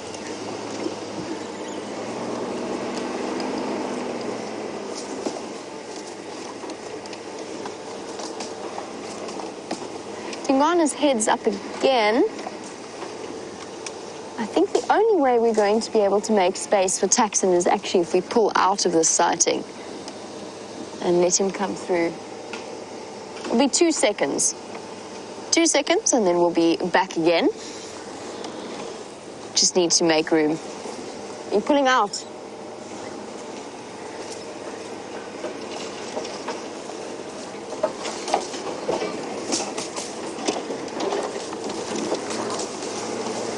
Here we go. We'll just make some room for him. maneuverability is relatively limited in there. Gives us a nice opportunity to just look for whatever it was he heard. I've been trying to contact James, and I think that James might actually be out on foot somewhere in the block very close here, which is why I've been trying to contact him, actually, is to just see if these lions are not walking in Tingana's direction. Now, Tingana, although he's injured, animals' adrenaline functions very differently. Cheers, guys. An animal's adrenaline, once it does kick in, means that although he's limping and he's sore and he's sensitive and walking is a little bit tough at the moment, he would still be perfectly capable of outrunning and escaping a lion or a hyena. I know that a lot of you were very concerned when we've seen him in this condition about whether or not he would be capable of escaping something like a hyena or a lion coming through, and the answer is absolutely he would. This block requires a little bit of maneuvering in order to get you the best view. I think we're going to have to do this. Oh, I don't want to hit Jeandre with that stick.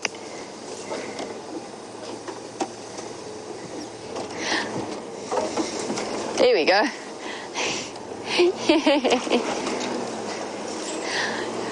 Every now and again, we accidentally smack the cameraman with sticks just in that exact way. Just because sometimes if you catch a stick in the wrong side or the wrong angle, there's a chance it might knock them. We're definitely not going to go through that tree, but we can sneak our way in here.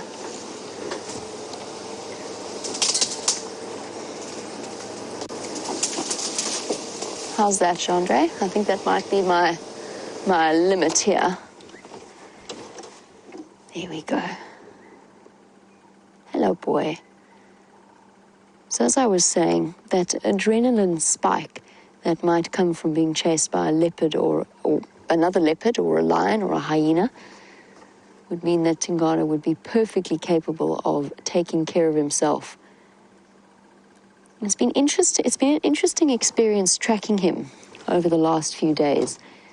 He's gone from, he's basically done a big circle, but for a male leopard of his size and his dominance level, he hasn't covered all that much ground, which is to be expected. He doesn't want to move too far or too much. He's just giving himself time to recover. And for that brief moment that we saw him walking, he doesn't look as though he has the fullest belly. So I don't think he's eaten since that Dacre kill.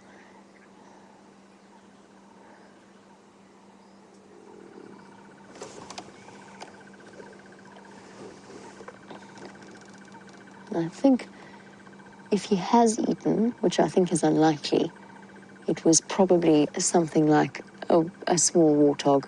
I don't think he's eaten, though. I think he's a little bit hungry still. And again, that spike of adrenaline applies to hunting situations as well. So even though he is slightly the worse for the wear, when it comes down to hunting and the chase, I think that you'd probably find he moves like a totally uninjured, healthy leopard.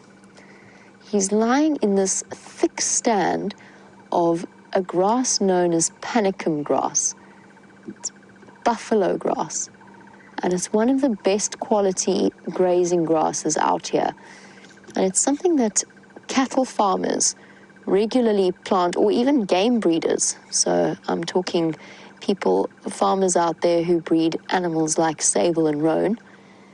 They will often farm fields of this particular type of grass because it is, first of all, very highly palatable. Second of all, it's got quite a large the big thick grass stems, which in this case have provided perfect cover for Tingana. He's hiding behind, or sort of lying in the grass, hiding behind a black monkey thorn, and that combination makes him next to invisible unless you know where he is.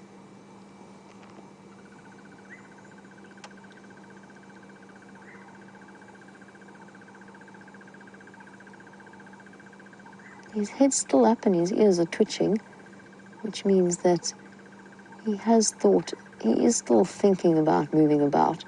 It's still nice and cool, although it has warmed up from our initial starting temperature. It's still cool enough for him to be moving.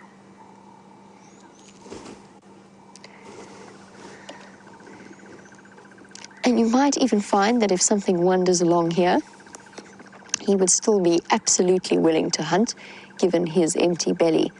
Now, Debbie, you were wondering, how long could he go without, or how long can a leopard actually go without eating?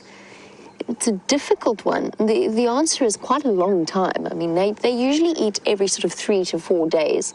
And depending on the condition of the leopard and the amount that they need to move and what kind of energy output they are utilizing, they could probably go up to 2 weeks, maybe 3 weeks without food. They would be looking very thin, they would be very weak, and their condition would deteriorate. But that's probably I would guess at, and it is a guess, I would guess at about 3 weeks. How long can a person go without food? A person can go, depending on one's size, you can go for you can go for a considerable period of time without eating, as long as you have water, as long as you stay hydrated and get enough sleep.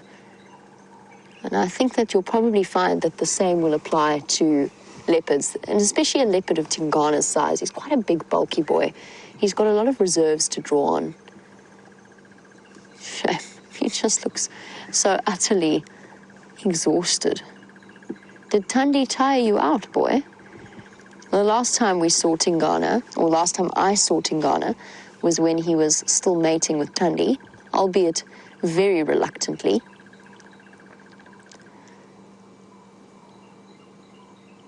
And he was injured at that point. Sam saw him the next day after Tundi had moved off, in exactly the same place, which is relatively unusual for a leopard without a kill, especially a dominant male that will cover miles and miles during the day and mostly during the night to mark his territory and to call. And Tingana's been very much under the radar at the moment. He's been keeping very quiet for a leopard that has basically circled our camp over the last 2 days. He definitely doesn't want to draw attention to himself. The injury is on his back right leg, and I can't see it from this angle. Ooh, maybe he's going to make it easier for us. Yeah, here we go, sort of. Thanks, boy. That's sort of what I was aiming for. There's a couple of injuries around his hindquarters. That, to me, was the most serious looking. You can barely see it behind the grass. It's a puncture wound, but it's a puncture wound that falls right in the knee joint. And of course, bear in mind that a cat's knees, a big cat, small cat, any kind of cat, their knee joint is much higher than you realize, much higher than you expect it to be. That's because they don't walk flat on their feet like we do. Their metatarsals, or metacarpals, depending if it's front or back, are much more extended, giving them what's known as a digitigrade foot posture.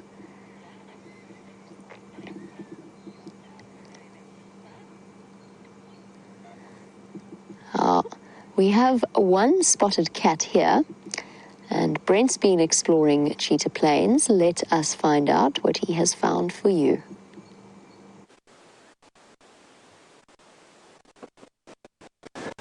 Cheetah! Cheetah! Cheetah on Cheetah Plains! Unfortunately, they are...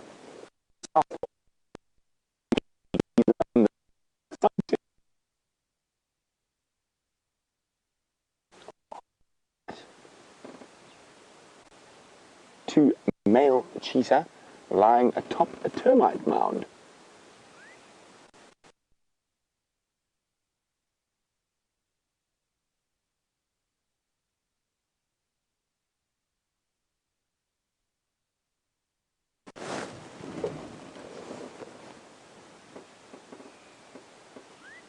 Sorry guys, the antenna fell down. We apologize for the gremlins. They should be a bit better now. Look at that.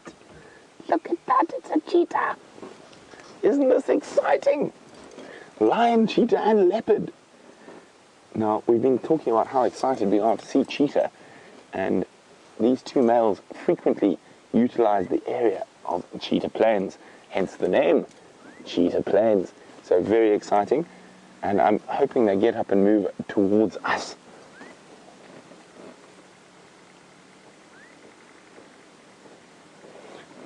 You've been looking at Tingana, now you can see the very different head shape of a cheetah as opposed to a leopard. As you can see, they are a little bit far from coming to us yet. So all you guys send brainwaves to those cheetah and tell them to walk north.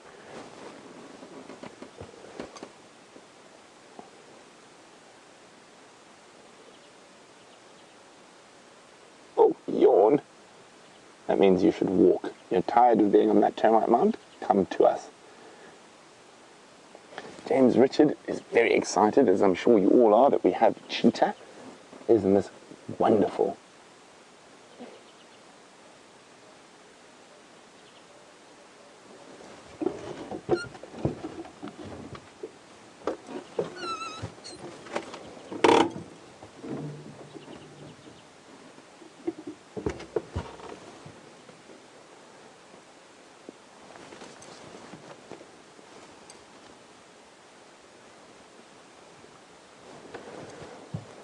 So Angie is wondering whether the cheetah is a tree climber. They do climb trees occasionally. I'm just going to try and move us again so we're in a bit of a better spot. Of course, as I said, it's a little bit difficult as they are... How's that, Brian? Let's see.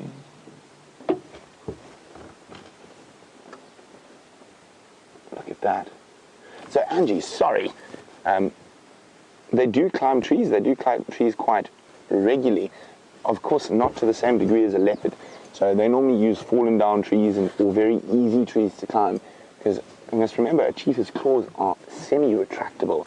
So they're not able, and so that means they use them for stability when they're running. So they're slightly blunted in comparison to sort of a leopard's or a lion's.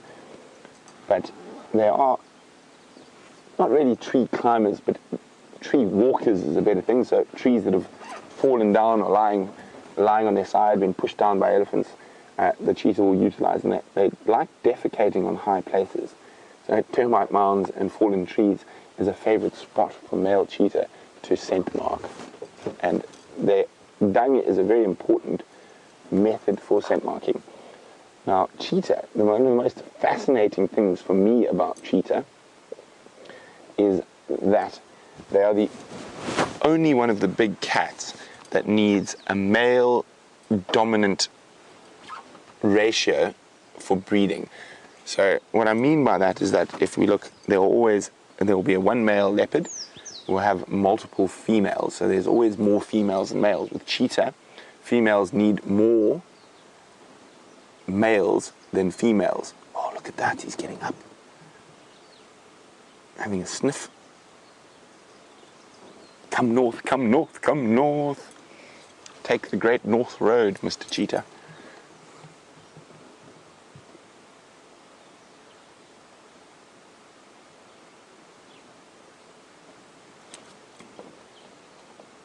No, no, no, no, no, no.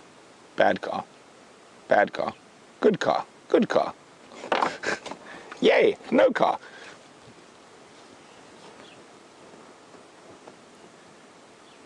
So it looks like they're quite full. And so, as I was saying before that cheetah rudely interrupted me by standing up, is that, actually, let's try a bit better, is that female cheetah will often turn down multiple males, up to 3 or 4, before they mate. So it's the only animal. Oh, look at that. Look how streamlined and sleek it is. Built for speed.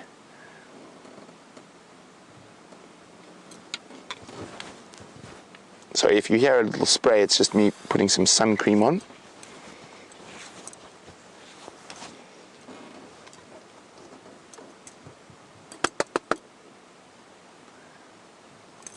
Aqua's wondering whether these cheetah are habituated. As you could see from our neighbors to the south, very habituated. Those vehicles were very close to the cheetah. Strange enough, this is the same 2 male cheetah that very occasionally come onto Djuma, and that Brian and I were lucky enough to see being chased by the quarantine male leopard. We've seen them a few times, not very often, but it looks like they're going to listen. So obviously all your positive thoughts that you were pumping into the cheetah's brain has told it should come towards us. Now let's hope it does. Oh no, doesn't get slightly confused and go the wrong way. We want them to come north, not south. So if any of you are sending southerly vibes, it's a good time to send northerly vibes.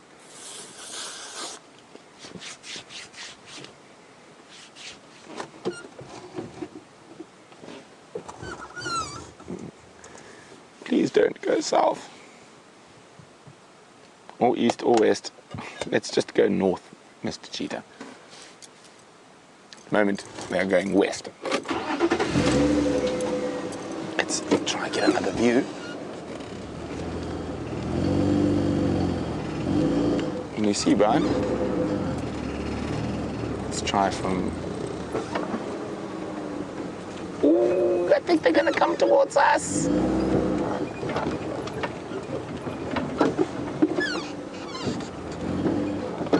Got them there, Brian?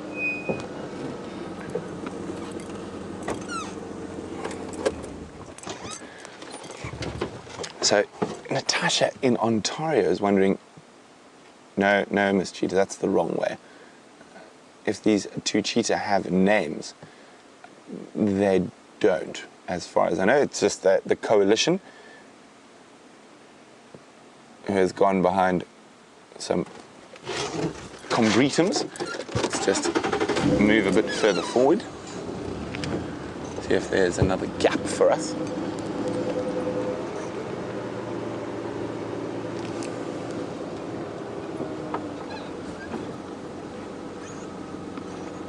Going to walk into that gap there, Bob. Unfortunately, they are moving away from us. We will try to stay as long as possible, but it does look it's going slightly southwest. And unfortunately, we are unable to go further in there. And congratulations to Liz in Wisconsin. Her first cheetah sighting. Yay! High five. There we go. The killer bees are back. Cheetah, lions, you know, that's how we roll. But very exciting, and there is a strong possibility those cheetah are going to move deeper into the Cheetah Plains. We are going to hang around this area, even though we don't have a visual at the moment. I'm going to stay here just in case they start moving to the north. Now, we haven't seen any cheetah tracks. So male cheetah are great patrollers. Like male lions, they constantly march and scent mark. So there were no tracks on the sort of eastern side of Cheetah Plains, so there is a very strong possibility they are going to come here unless they've smelt a female. Let's try it back a bit.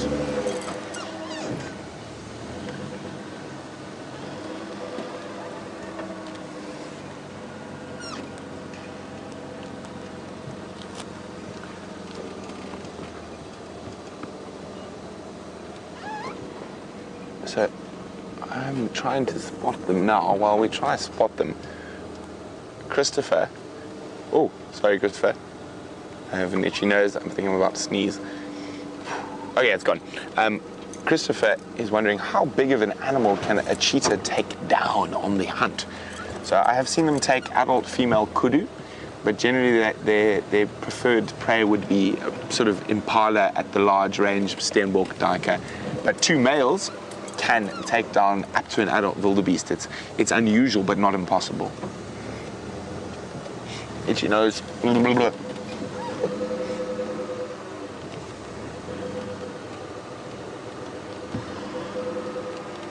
Unfortunately, I don't think there's a view for us at the moment. Let's just maybe try a different angle.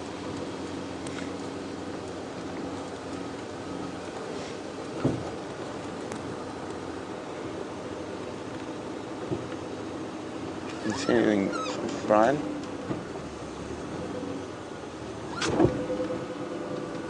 Just try try through that gap there. I think I saw a flick of a tail.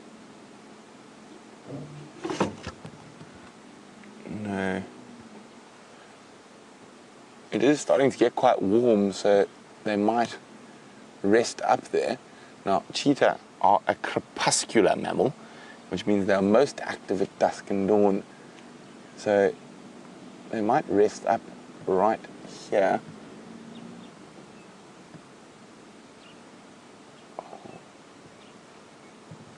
Can you see anything there, Brian? They're so tantalizingly close.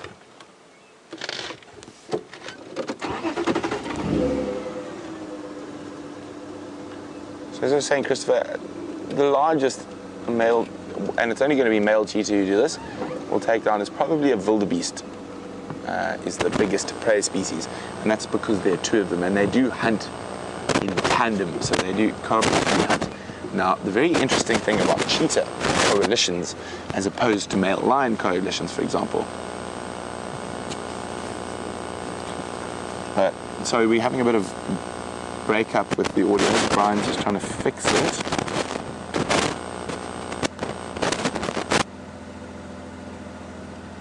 Okay, it's fixed.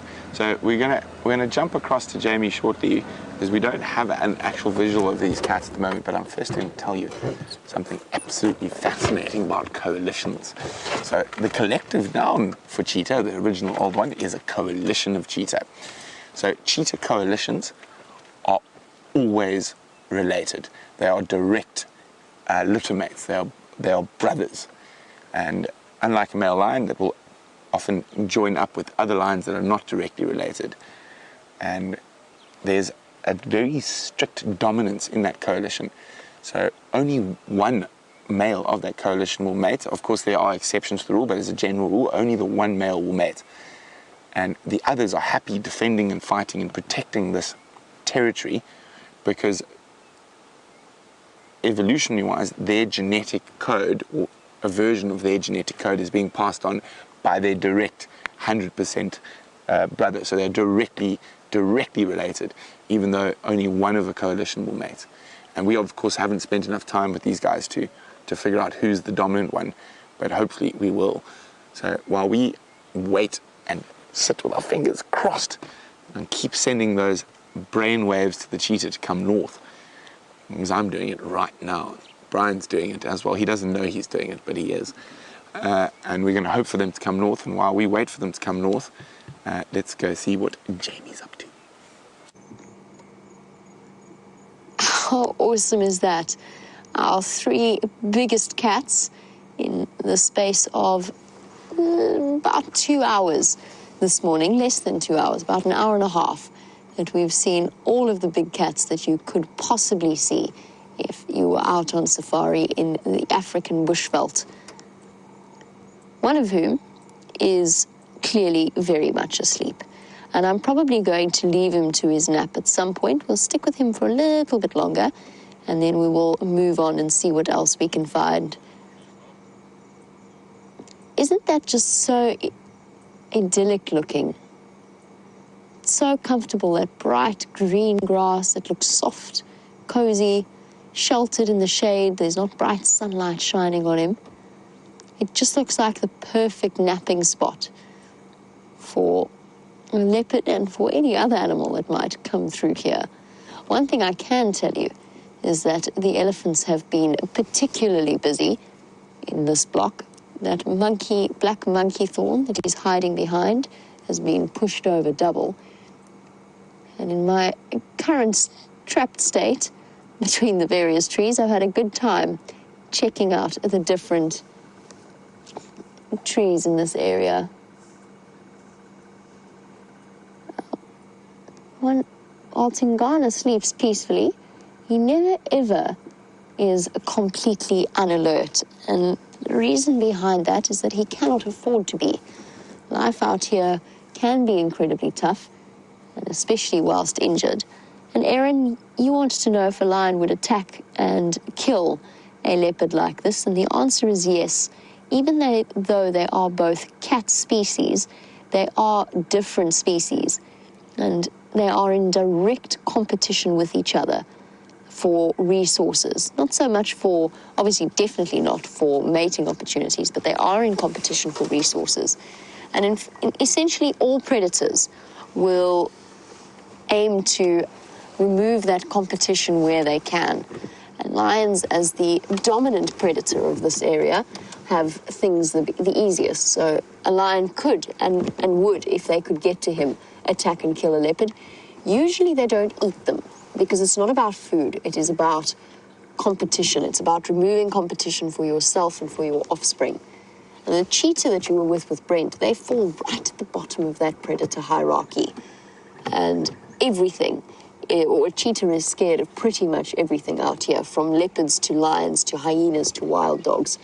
The lion, of course, sits on the top of that hierarchy, and they are capable of catching and killing leopards, but they generally don't, and that's just because they're slow.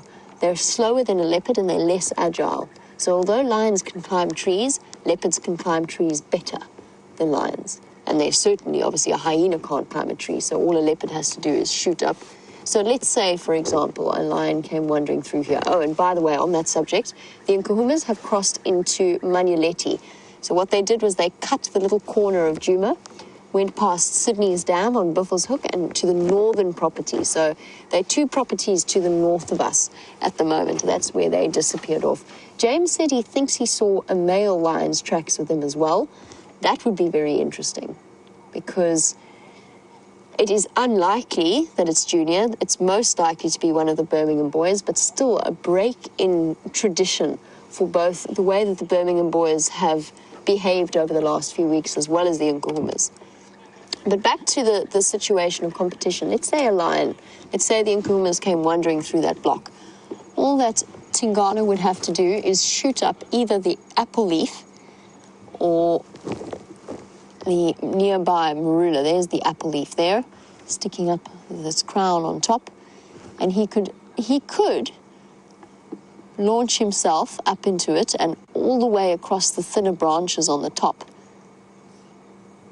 and hide away from them. And a lion would have a very hard time trying to follow him up there.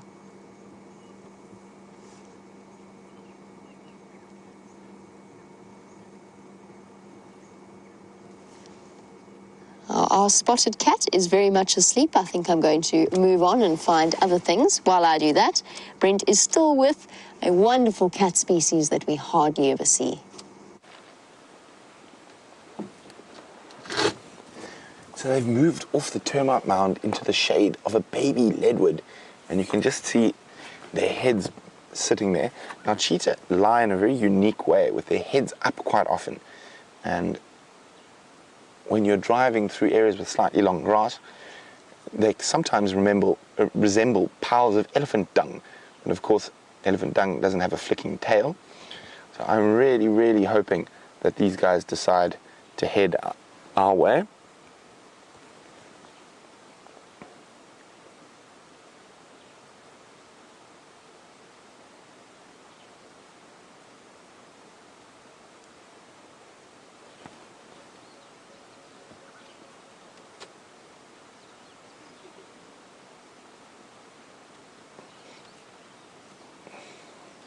And you can see, compared to a leopard or lion, how big a cheetah's tail is. It flicks up and down. So a cheetah's tail is very large and very flat, and acts as a rudder when they start chasing things. Now, a cheetah can go from a 0 to nearly 100 kilometers an hour in about 60 miles an hour, 96 kilometers an hour. It can go from 0 to 60 miles an hour in 3 seconds. And that is absolutely incredible. It has a top speed of around 75 miles per hour. And Natasha was wondering how fast cheetah can go. So their top speed is around between 110 and 120 kilometers an hour. So top end in miles is about 75 miles per hour. Now, they can keep that up for not very long, at maximum about 400 or 500 meters. About 1,500 feet is what they can do it for. And of course, that's why they need, in a lot of cases, slightly more open area. Now, they're very delicately built. Now, they're much taller than a leopard, but they're very, very delicately built, so they're designed for speed rather than strength. So any slight injury to a cheetah could constitute its downfall. It is the only member of the felid or cat family that has semi-retractable claws, and that is a specific design to speed. Their feet are also very, very big for an animal of their size, and of course they need that for grip, for that incredible acceleration they have.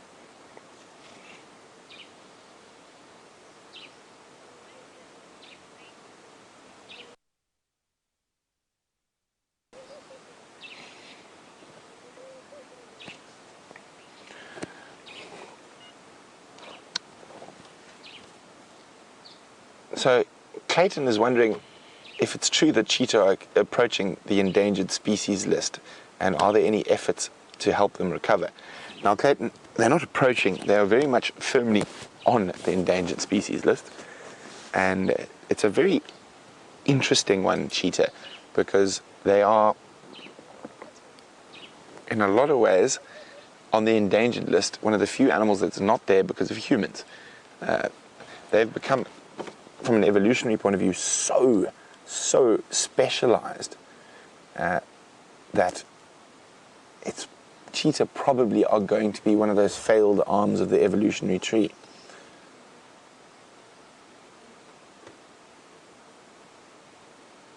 Now there's an incredible very low genetic difference between these cheetah here and the ones sitting in the Serengeti, the ones in Botswana. So about 10,000 years ago, they hit a genetic bottleneck, and they can actually genetically work out that there were less than 100 cheetah left in the whole of Africa, in the whole of the world, sorry. And they managed to come back from there. So you can basically, they've done quite a lot of research on this in terms of saving the cheetah, and you can do a skin graft between two unrelated cheetah, and it immediately takes. There's so little genetic variability between them. They also have an incredibly low sperm count, so they don't actually get pregnant that often, and the fact that the female needs to go through 4 or 5 males before they will mate, it is a sort of bad design. It's not something that is likely to continue through millennia with or without human help. So it is amazing, and of course we are very involved in this, and the Endangered Wildlife Trust puts a lot of money and effort into the saving of cheetah. We are actually sitting in the, oh, head up, what have you spotted? Have they spotted an impala or a steenbok?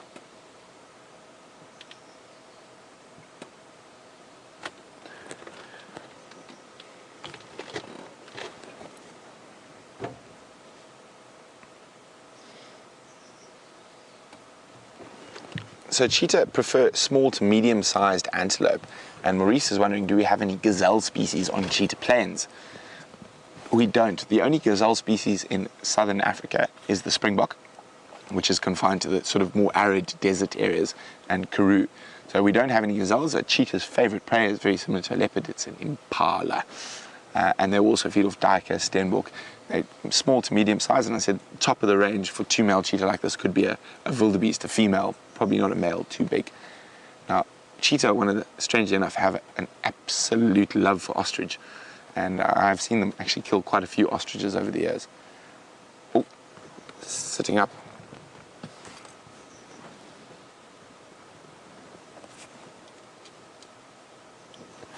Please don't spot something down there, rather spot something towards us.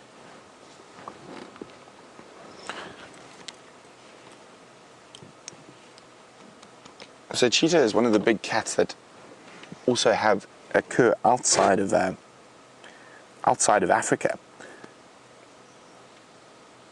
and they used to occur in India even. Unfortunately, they have been extinct there for a while, but there's still a remnant population in Iran, of all places.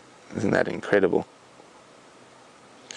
Now, the largest metapopulation of cheetah is in the Greater Kruger National Park. All they're up and on the move, both of them. What have they spotted?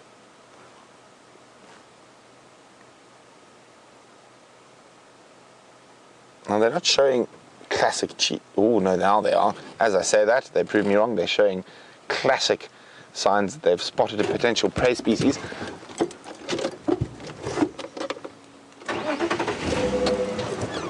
Unfortunately, they are not moving in the right direction for us.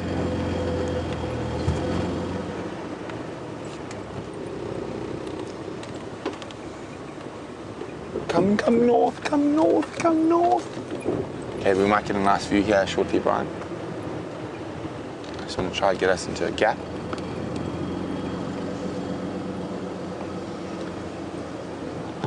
Tell me if you get a gap, because you're a bit higher than me.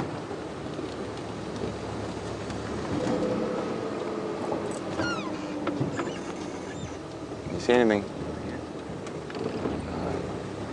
Sorry guys, I'm just trying to get another sighting of them, please. Okay, I think this is going to be our best bet if we just stand by here. Oh, unfortunately the bush is getting a bit thick. Okay, I'm going to go a little bit further forward. It's cross fingers that whatever they have spotted and are moving towards, they chase towards us.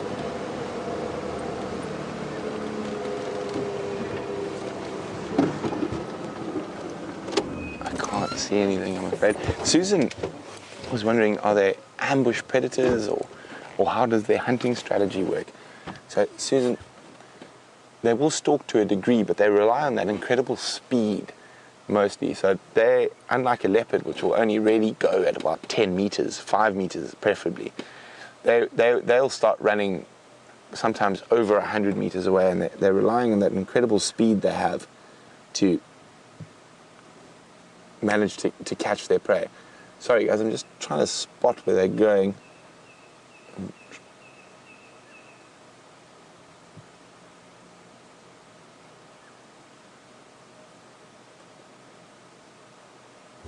Maybe we just go backwards a little bit again. So I'm going to be doing a bit of toing and froing, just trying to find a gap through the trees.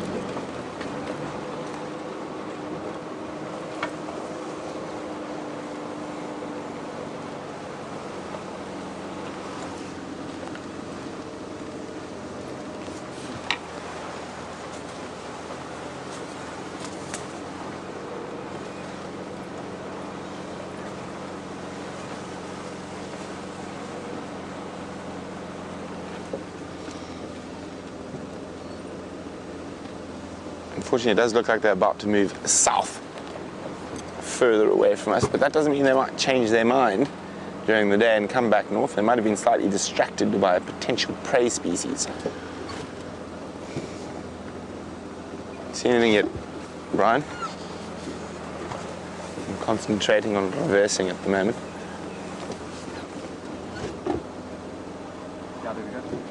Forward, back? Oh, they're coming back.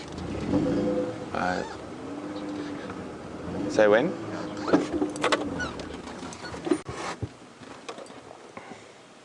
There we go. To the right, to the right. There. Look at that. Beautiful. Yes, they're coming back the right way. Sorry guys, just need to be on the game live channel for a second. Mike, were you looking for me?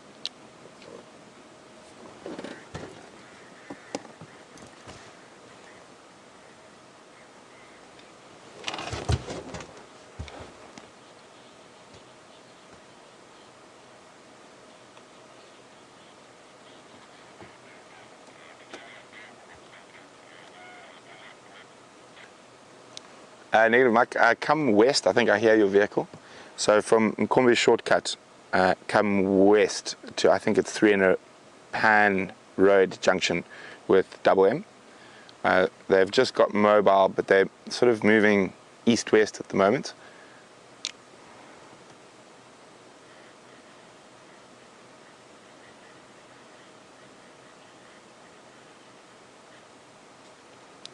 Copy.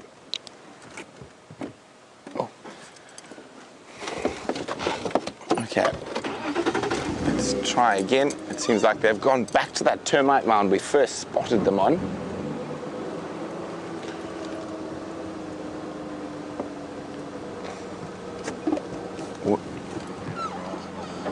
You see them? Yeah, they laid down. Okay, tell me where, Bebop. Forward, back. Forward.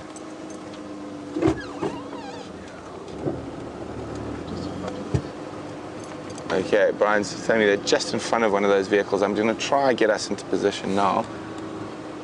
They're so tantalizingly close.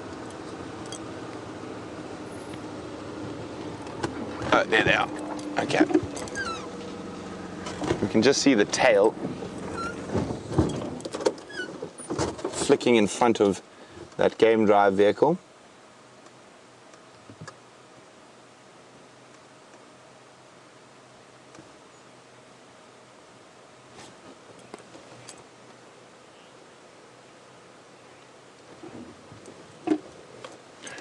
Bugsy is wondering where the cheetah are, just outside of our Travis area, and obviously they're in Mala Mala, as you can see, the Mala Mala vehicle behind those cheetah.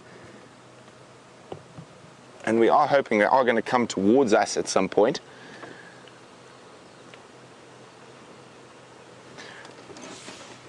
So guys, I think we're going to wait here to see if they move, but while we wait, wonder what Jamie's up to. We're going to have one last look at these gorgeous cheetah, and there we go, we can't see them anymore. Hello, Mr. Mala Mala. Yes, it's a camera that was looking at you. You don't need to stare at it. And we're going to jump across to Jamie, see what she's up to. Hopefully these cheetah come north shortly. We have some sad and somewhat tragic news as we limp slowly home. Wendy's clutch. There is no clutch. There's nothing. We are so lucky that we were in gear and we were not, as Jean-Andre pointed out, that we were not in reverse gear, because we would have had to limp backwards in reverse all the way home. As it was, we were in second gear, low range, which means gentle, slow Sunday morning cruise through the bush. Although if we'd been in reverse gear, Jean-Andre, we would have got back home faster, because it would have been a more straight line. I can't turn around. I can't risk stalling. Jean-Andre, being the incredible stoic that he is, bearing in mind that he has an incredibly sore foot after a minor jacking incident, and has been limping on crutches for the last few days. He's only just managed to get off crutches, and poor Jean-Andre had to try and push start the vehicle because it keeps stalling because it's trying to start it without pushing the clutch in. So all in all, Wendy's doing really well. Wendy's doing fantastically. Absolutely nothing wrong with her. And if we see any animals, you will just have to glance at them as they pass us by, because I can't stop. Slowly limping our way back. Now, since it's taken me from when you first went back across to Brent and those cheetah to get to, oh my word, we're only here. The Gallagher shortcut, or the shortcut of Gallagher shortcut, because sometimes naming roads is a tricky thing. But yes, here is Gallagher shortcut, or the shortcut off Gallagher. And I cannot believe we're only just passing that now. But we'll take the opportunity to have a look at the various bush willows and the beautiful green of the Sunday morning. It's actually quite peaceful, isn't it, Jean-Andre? Yes, beautiful. There's nothing we can do. There's nothing we can stop for. I really hope there isn't an elephant in the road, because if there is absolutely nothing we can do about it. We'll just have to switch off and be stuck.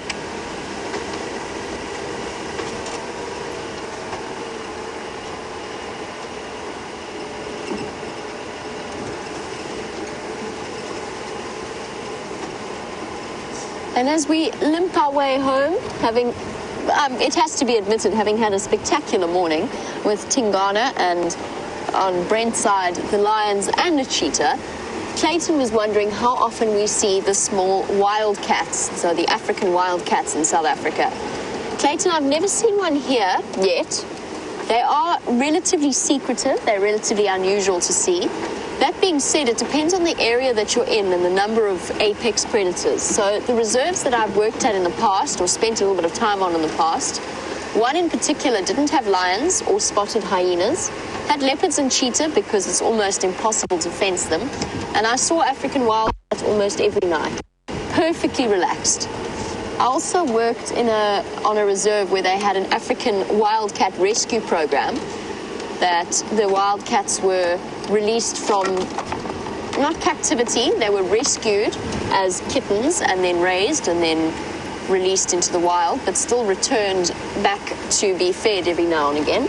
And since we are here, what do you think, John Reck? Do you think we can drive plus zoom in on a picture of a wildcat?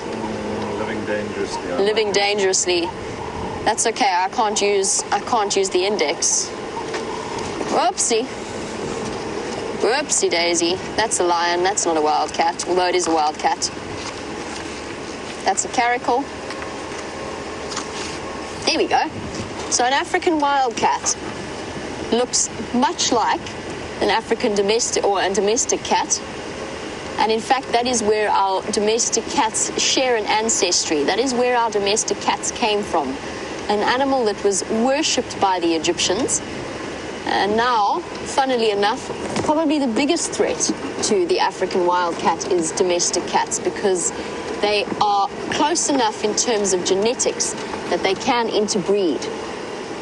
And that means that stray cats in an area will breed out the natural wild occurring population of wildcats, which is why there are huge programs. There's hyena den, right? Sorry, Jadre.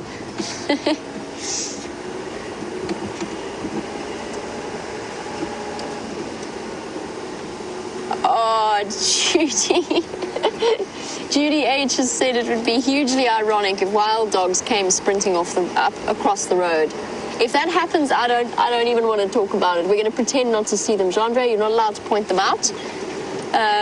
We're going to pretend that if that happens, we are going to pretend it hasn't happened.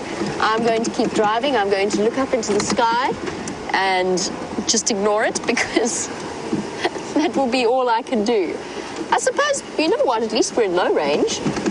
We could try and follow them. Probably isn't going to work out terribly well. Chandra is grimacing at the back at the thought of that.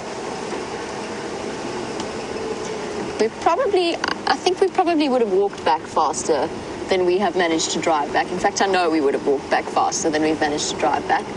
At least I suppose we didn't have to call James and ask him to come and tow us.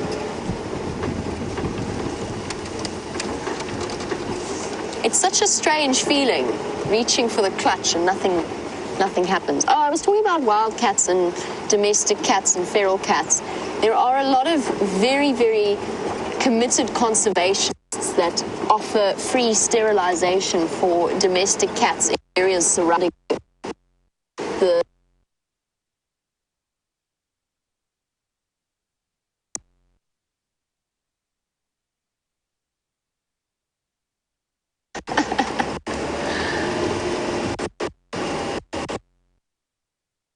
Oh dear. Signal dips. All in all, an interesting end to our sunrise safari. As we went through that dip there, I lost you very briefly.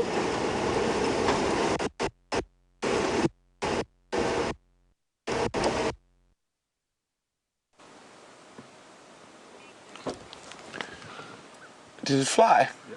Oh dear, I'm so sad. There was a European cuckoo. It's gone. So unfortunately we had to leave those cheetah. They weren't moving and we lost the visual. They went really flat in the grass. So there we go. That's what we were looking at. Well, we were trying, sorry, I can't see. We were trying to show you a European cuckoo. And it's very difficult to tell the difference between a European cuckoo and an African cuckoo. And we're going to have a look right now. Now we're done with falcons. And we want cuckoos. Oh dear, there we go. And I know we did see a European not too long ago.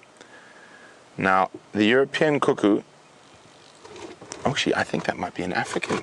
This could be a new one.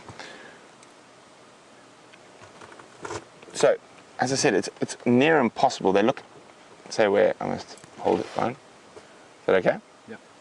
So, there's the African cuckoo, there's the European cuckoo. So, at first glance, I thought the black extended quite far down. It doesn't. It only goes halfway. So, an African cuckoo. And Brian, did you see where it flew? Oh, we're going to try stalk the cuckoo. So an African cuckoo. So very, very, very cool bird. Now the cuckoos left and came back, and I'm pretty convinced they came back for the caterpillars. Now caterpillar is the cuckoo's be all and end all when it comes to culinary delight. So a lot of the cuckoo species they left and they moved to an area where there'd been more rain. Then we had that late rain, and they've come back because we have lots of caterpillars about at the moment. But we're going to try see if we can get another visual. It is a long shot of the African cuckoo. I don't.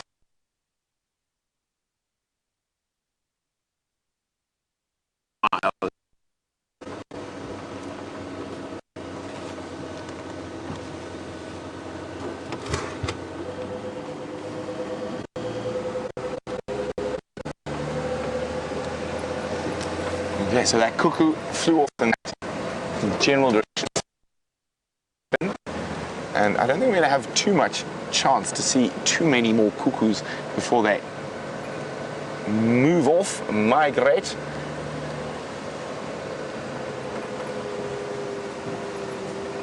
So Brian and I are checking the southern boundary.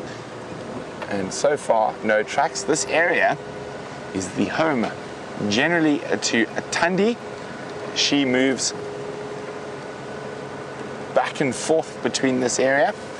So while we continue to check, let us go to Jamie, who is unfortunately going to have to say adieu due to Wendy needing to go visit the car doctor.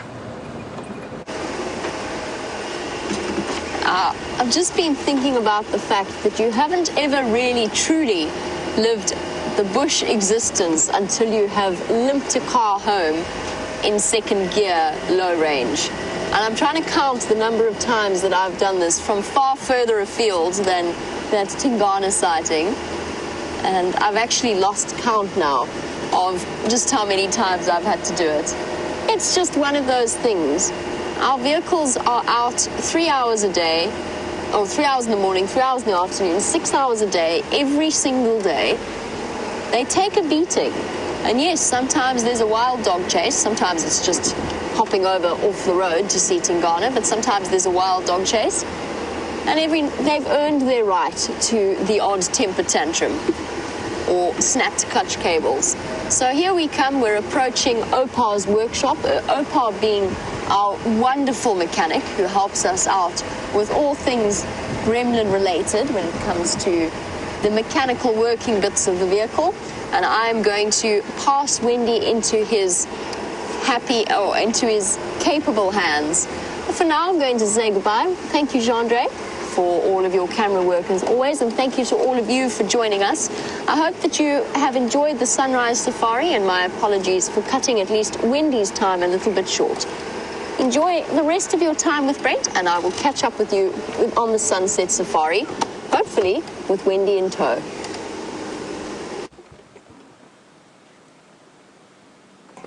Brent is temporarily unaware of position.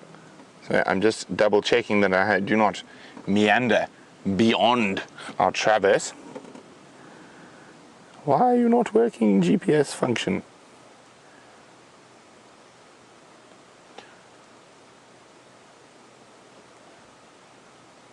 Brian, where are we? Cheetah Plains somewhere. Yes, I'm just trying to work out where we are. Sorry, guys. That is half the fun of being in a new area. That was very close. We were very close to being very naughty. It's a good thing I stopped when I did. Oh, if we have a look. That part is bad. That part is good. Bad, good. And we nearly went bad. But let's on the side of caution and head in over here. Now this is part of the core area of Tandy's territory, as I was saying. So we are looking for tracks of her. A delightfully warm day. Some layers.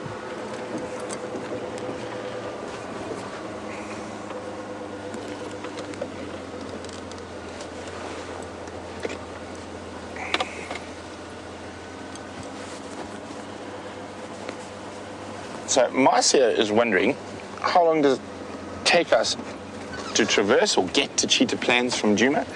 On Gowrie Main, it probably takes us, if we're in a hurry, 20 minutes. If we're not in a hurry, half an hour. I think we could probably do it at a push at 15 minutes, but it would be slightly uncomfortable for the cameraman. There it is. There it is. We were going to go to the mast to look for a certain tree species, but then we got sidetracked by male cheetah, which I think is forgivable. But there it is. That is the Shambok pod, or Cassia abbreviatum. Now let me see if I can find a seed underneath it. So I do apologize. Oh, I forgot again, Brian. The door does not work still. Keep trying to open the door, but I will leap out. Hopefully you'll still be able to hear me when I'm under the tree. Oh, that's a good thing. That was a very not elegant dismount. So, there we go. Whoa, so exciting, a new tree.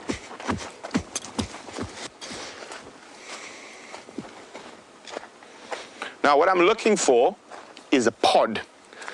Show you. Don't see any pods. Can you see me, Brian? Yeah, kind of. Can you hear me, Brian? Yep.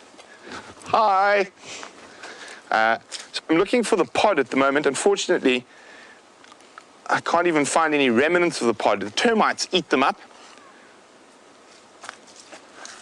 It'll take 2 more seconds to have a squiz around. And I think due to, now we have a problem. I see a pod, but it is taller than me, or it's higher than me. So why we have brain and why we have opposable thumbs.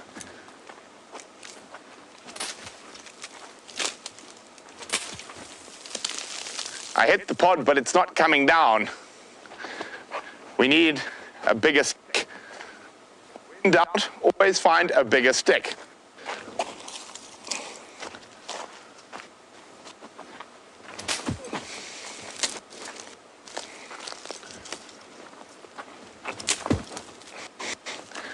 It's not coming down. Okay, ooh, bigger stick. As I said, when in doubt,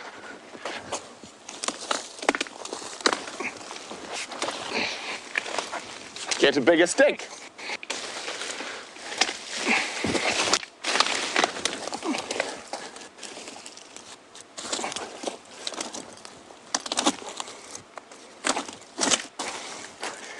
I think I now have a sufficiently big stick.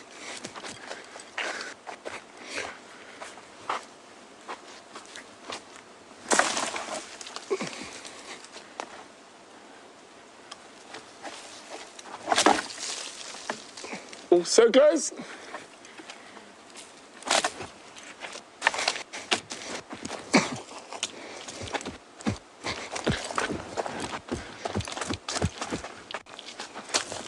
Now you can't see me.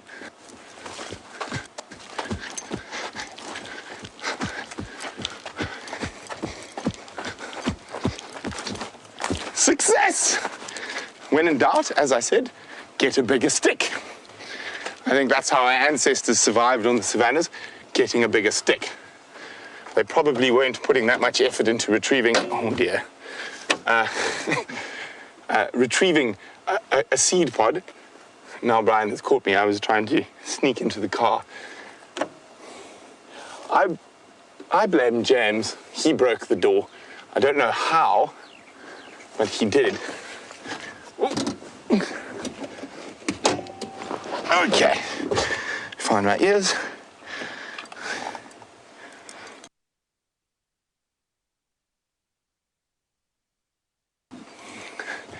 Why are you laughing at me, Brian? I can hear you laughing. So there we go. Cassia abbreviatum.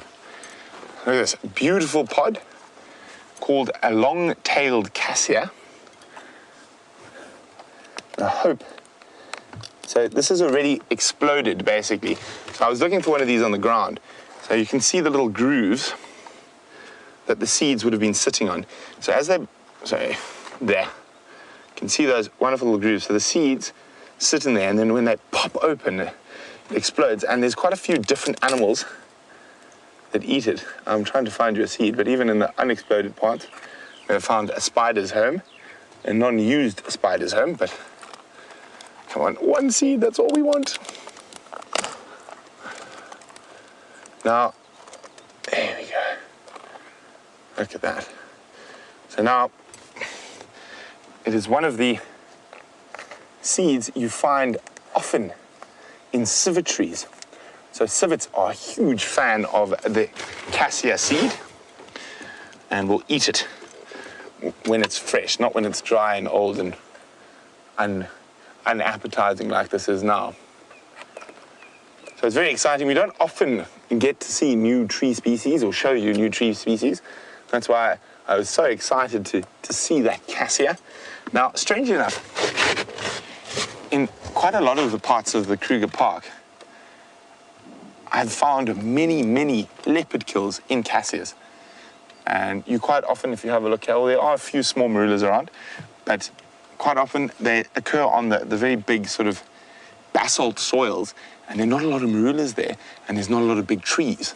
So cassia is sort of the go-to leopard tree when they've got a kill, just because there's not a lot of else around there. So they're not that common yet, but that's a really nice big one that we found there, and a very cool seed. Seed pod. But I think I'm going to keep this. It's my first cassia on Cheetah Plains.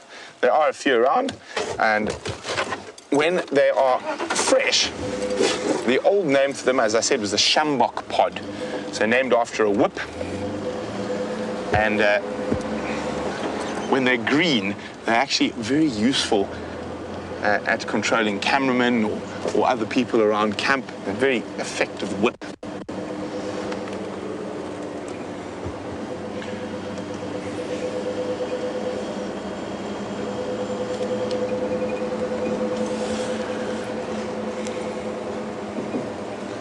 So apart from the cassia, the majority of the tree species we're going to get here are going to be the same. One thing I'm quite excited about for the next rainy season, I think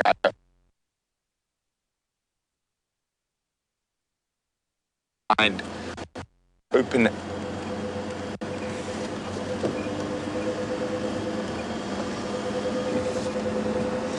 Sorry about that. We're still working out where the gremlins live on Cheetah Plains and where they don't. So I apologize. I'm quite excited for the next rainy season. We're going to get quite a few different flower species we don't get at Djuma on those open sodic sites. So I was misinformed. I thought there were gabbro soils here. There is a tiny bit of gabbro, and we will definitely show it to you at some point. The soil's red, so far more clay. But the majority of those open areas are actually sort of seep-lined sodic site areas where there's a lot of water during the wet season, and water logs that area, and that causes the trees not to grow, and you do get wonderful grass species and animals like cheetah, which we saw today. Isn't that exciting? Now, Brian and I were discussing while we were off air that we seem to be quite a lucky combination. And that was actually Brian's second cheetah sighting ever. So Brian is smiling from ear to ear at the moment. And the first cheetah sighting we ever had, well, Brian's first cheetah sighting was also with me, and we actually watched the quarantine male leopard chase those exact two male cheetah, the same ones. So very interesting. And isn't it nice when you talk a load of nonsense and it pays off? Oh, we're going to see lots of cheetah. We're going to see cheetah at Cheetah Plains. And first time I meander down to the far southeast, cheetah.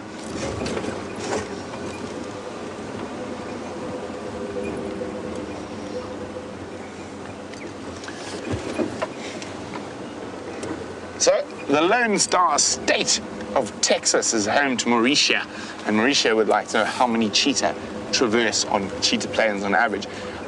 The main ones we're going to see are those two males, and they're patrolling a very set sort of home range. There is a possibility of seeing, I think, two females as well, but they're only seen once every couple of months, and one of them is very, very skittish. I think she comes through from the Kruger. She's not used to cars at all. Sorry, excuse me. I need to find my map before I wander somewhere I'm not supposed to be. What did I do with it? I must...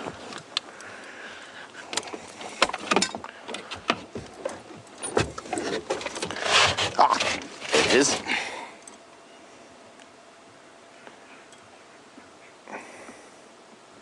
Where are we now?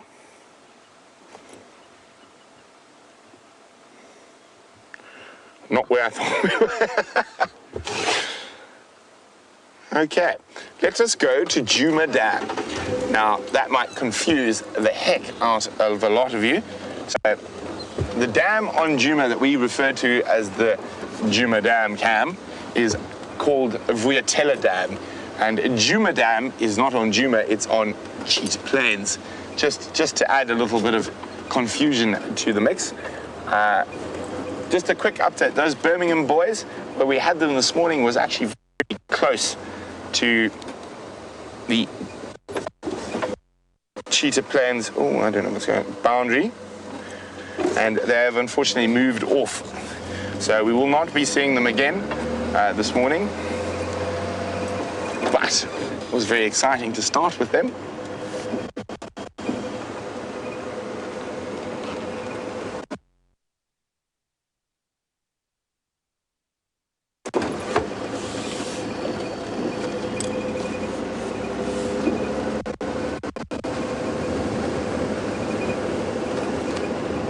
Okay, so I do apologize.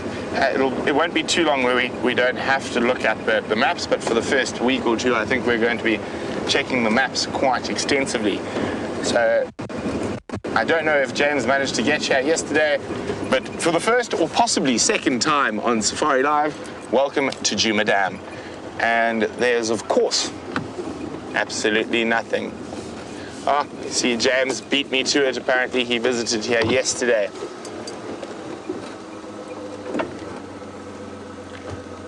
Not much happening at Djuma Dam.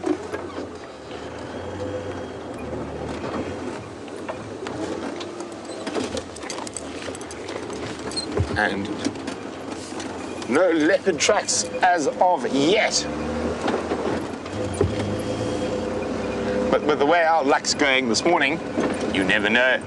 There could be a leopard around the corner.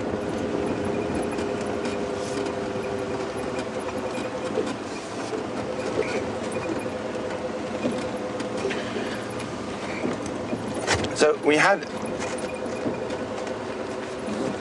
not the most wonderful, but a very exciting time with those cheetah. And a girl would like to know what a king cheetah looks like, and can I show you one? Now, a king cheetah is a genetic mutation. So it is not something that is very common, and I don't think there's been one seen in the wild for about 15 or 20 years. They're in captivity. But one of the last king cheetah born in the wild was born actually in the community areas just outside the Sabi Sands. So the genes for the king cheetah do survive in this area. And I actually have a picture.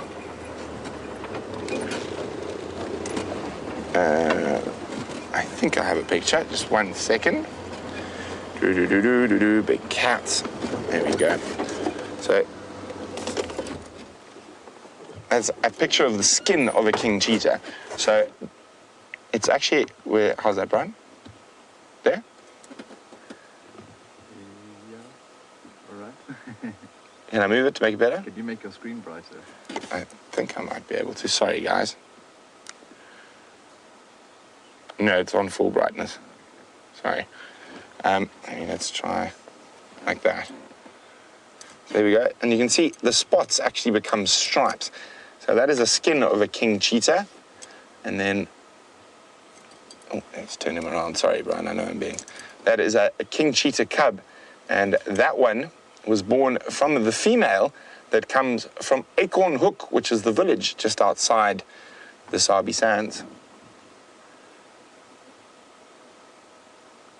Very interesting. So we would probably do a dance of absolute joy. I think I would probably run around screaming like a banshee if we found the king cheetah. But hopefully, you never know. That's the joy.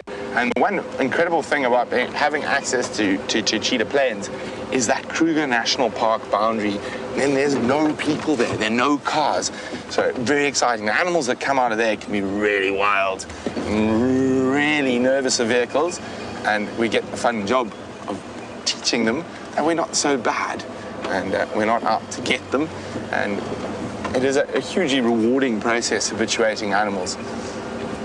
Most of the animals, of course, will have been already habituated, but there's always that chance we're going to see a new cheetah, a new lion, a new leopard coming through from the Kruger.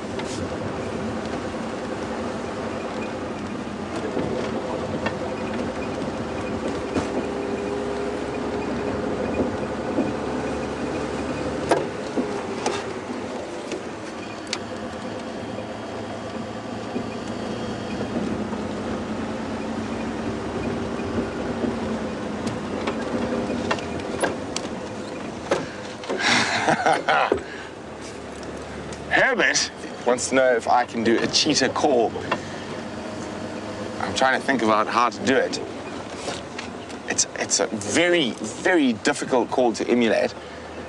One must remember it is not a Panthera species, it's not a big cat, so it can't roar. It actually sounds like a bird chirping. What I'll do is I will try, I think I have a recording of cheetah calling on my computer. So what I'll do is I'll move it across during the day, and I'll play it for you on the Sunset Safari. Now, on a funny story talking about cheetah calling, I'm not going to say where and I'm not going to say who, but a few years ago in the Sabi Sands Game Reserve, not too far to the south of where we are now, I was sitting in a cheetah sighting, a female with 5 cubs, and there was a relatively newbie, a greenhorn guide, and he was sitting next to his tracker, and we were watching this mother cheetah call for her cubs, and that high-pitched, very sort of bird-like chirp. And he turned to his tracker and said, "Mfo, I've never heard that bird before. What is it?" I nearly fell out of my vehicle. My tracker, the indomitable Simon Machbula, just started his very deep laugh. And he carried on for the rest of the drive. And I felt incredibly bad for that poor young guide as his tracker turned around and went, "Ish, my kanyan." He said, "Shikankang." He said, "Crazy person, it's a cheetah, not a bird." But one must remember, we all got to start somewhere and we all got to learn. So as we near the end of the sunrise safari, we are going to start moving our way towards our breakfast, which is quite far away, but it has been absolutely fantastic getting to explore a new area with all of you, and hopefully we'll be back this afternoon, and hopefully those cheetah move to the north. But from Brian, the thumb, and time, whatever time zone you're in, and we'll see you on the Sunset Safari.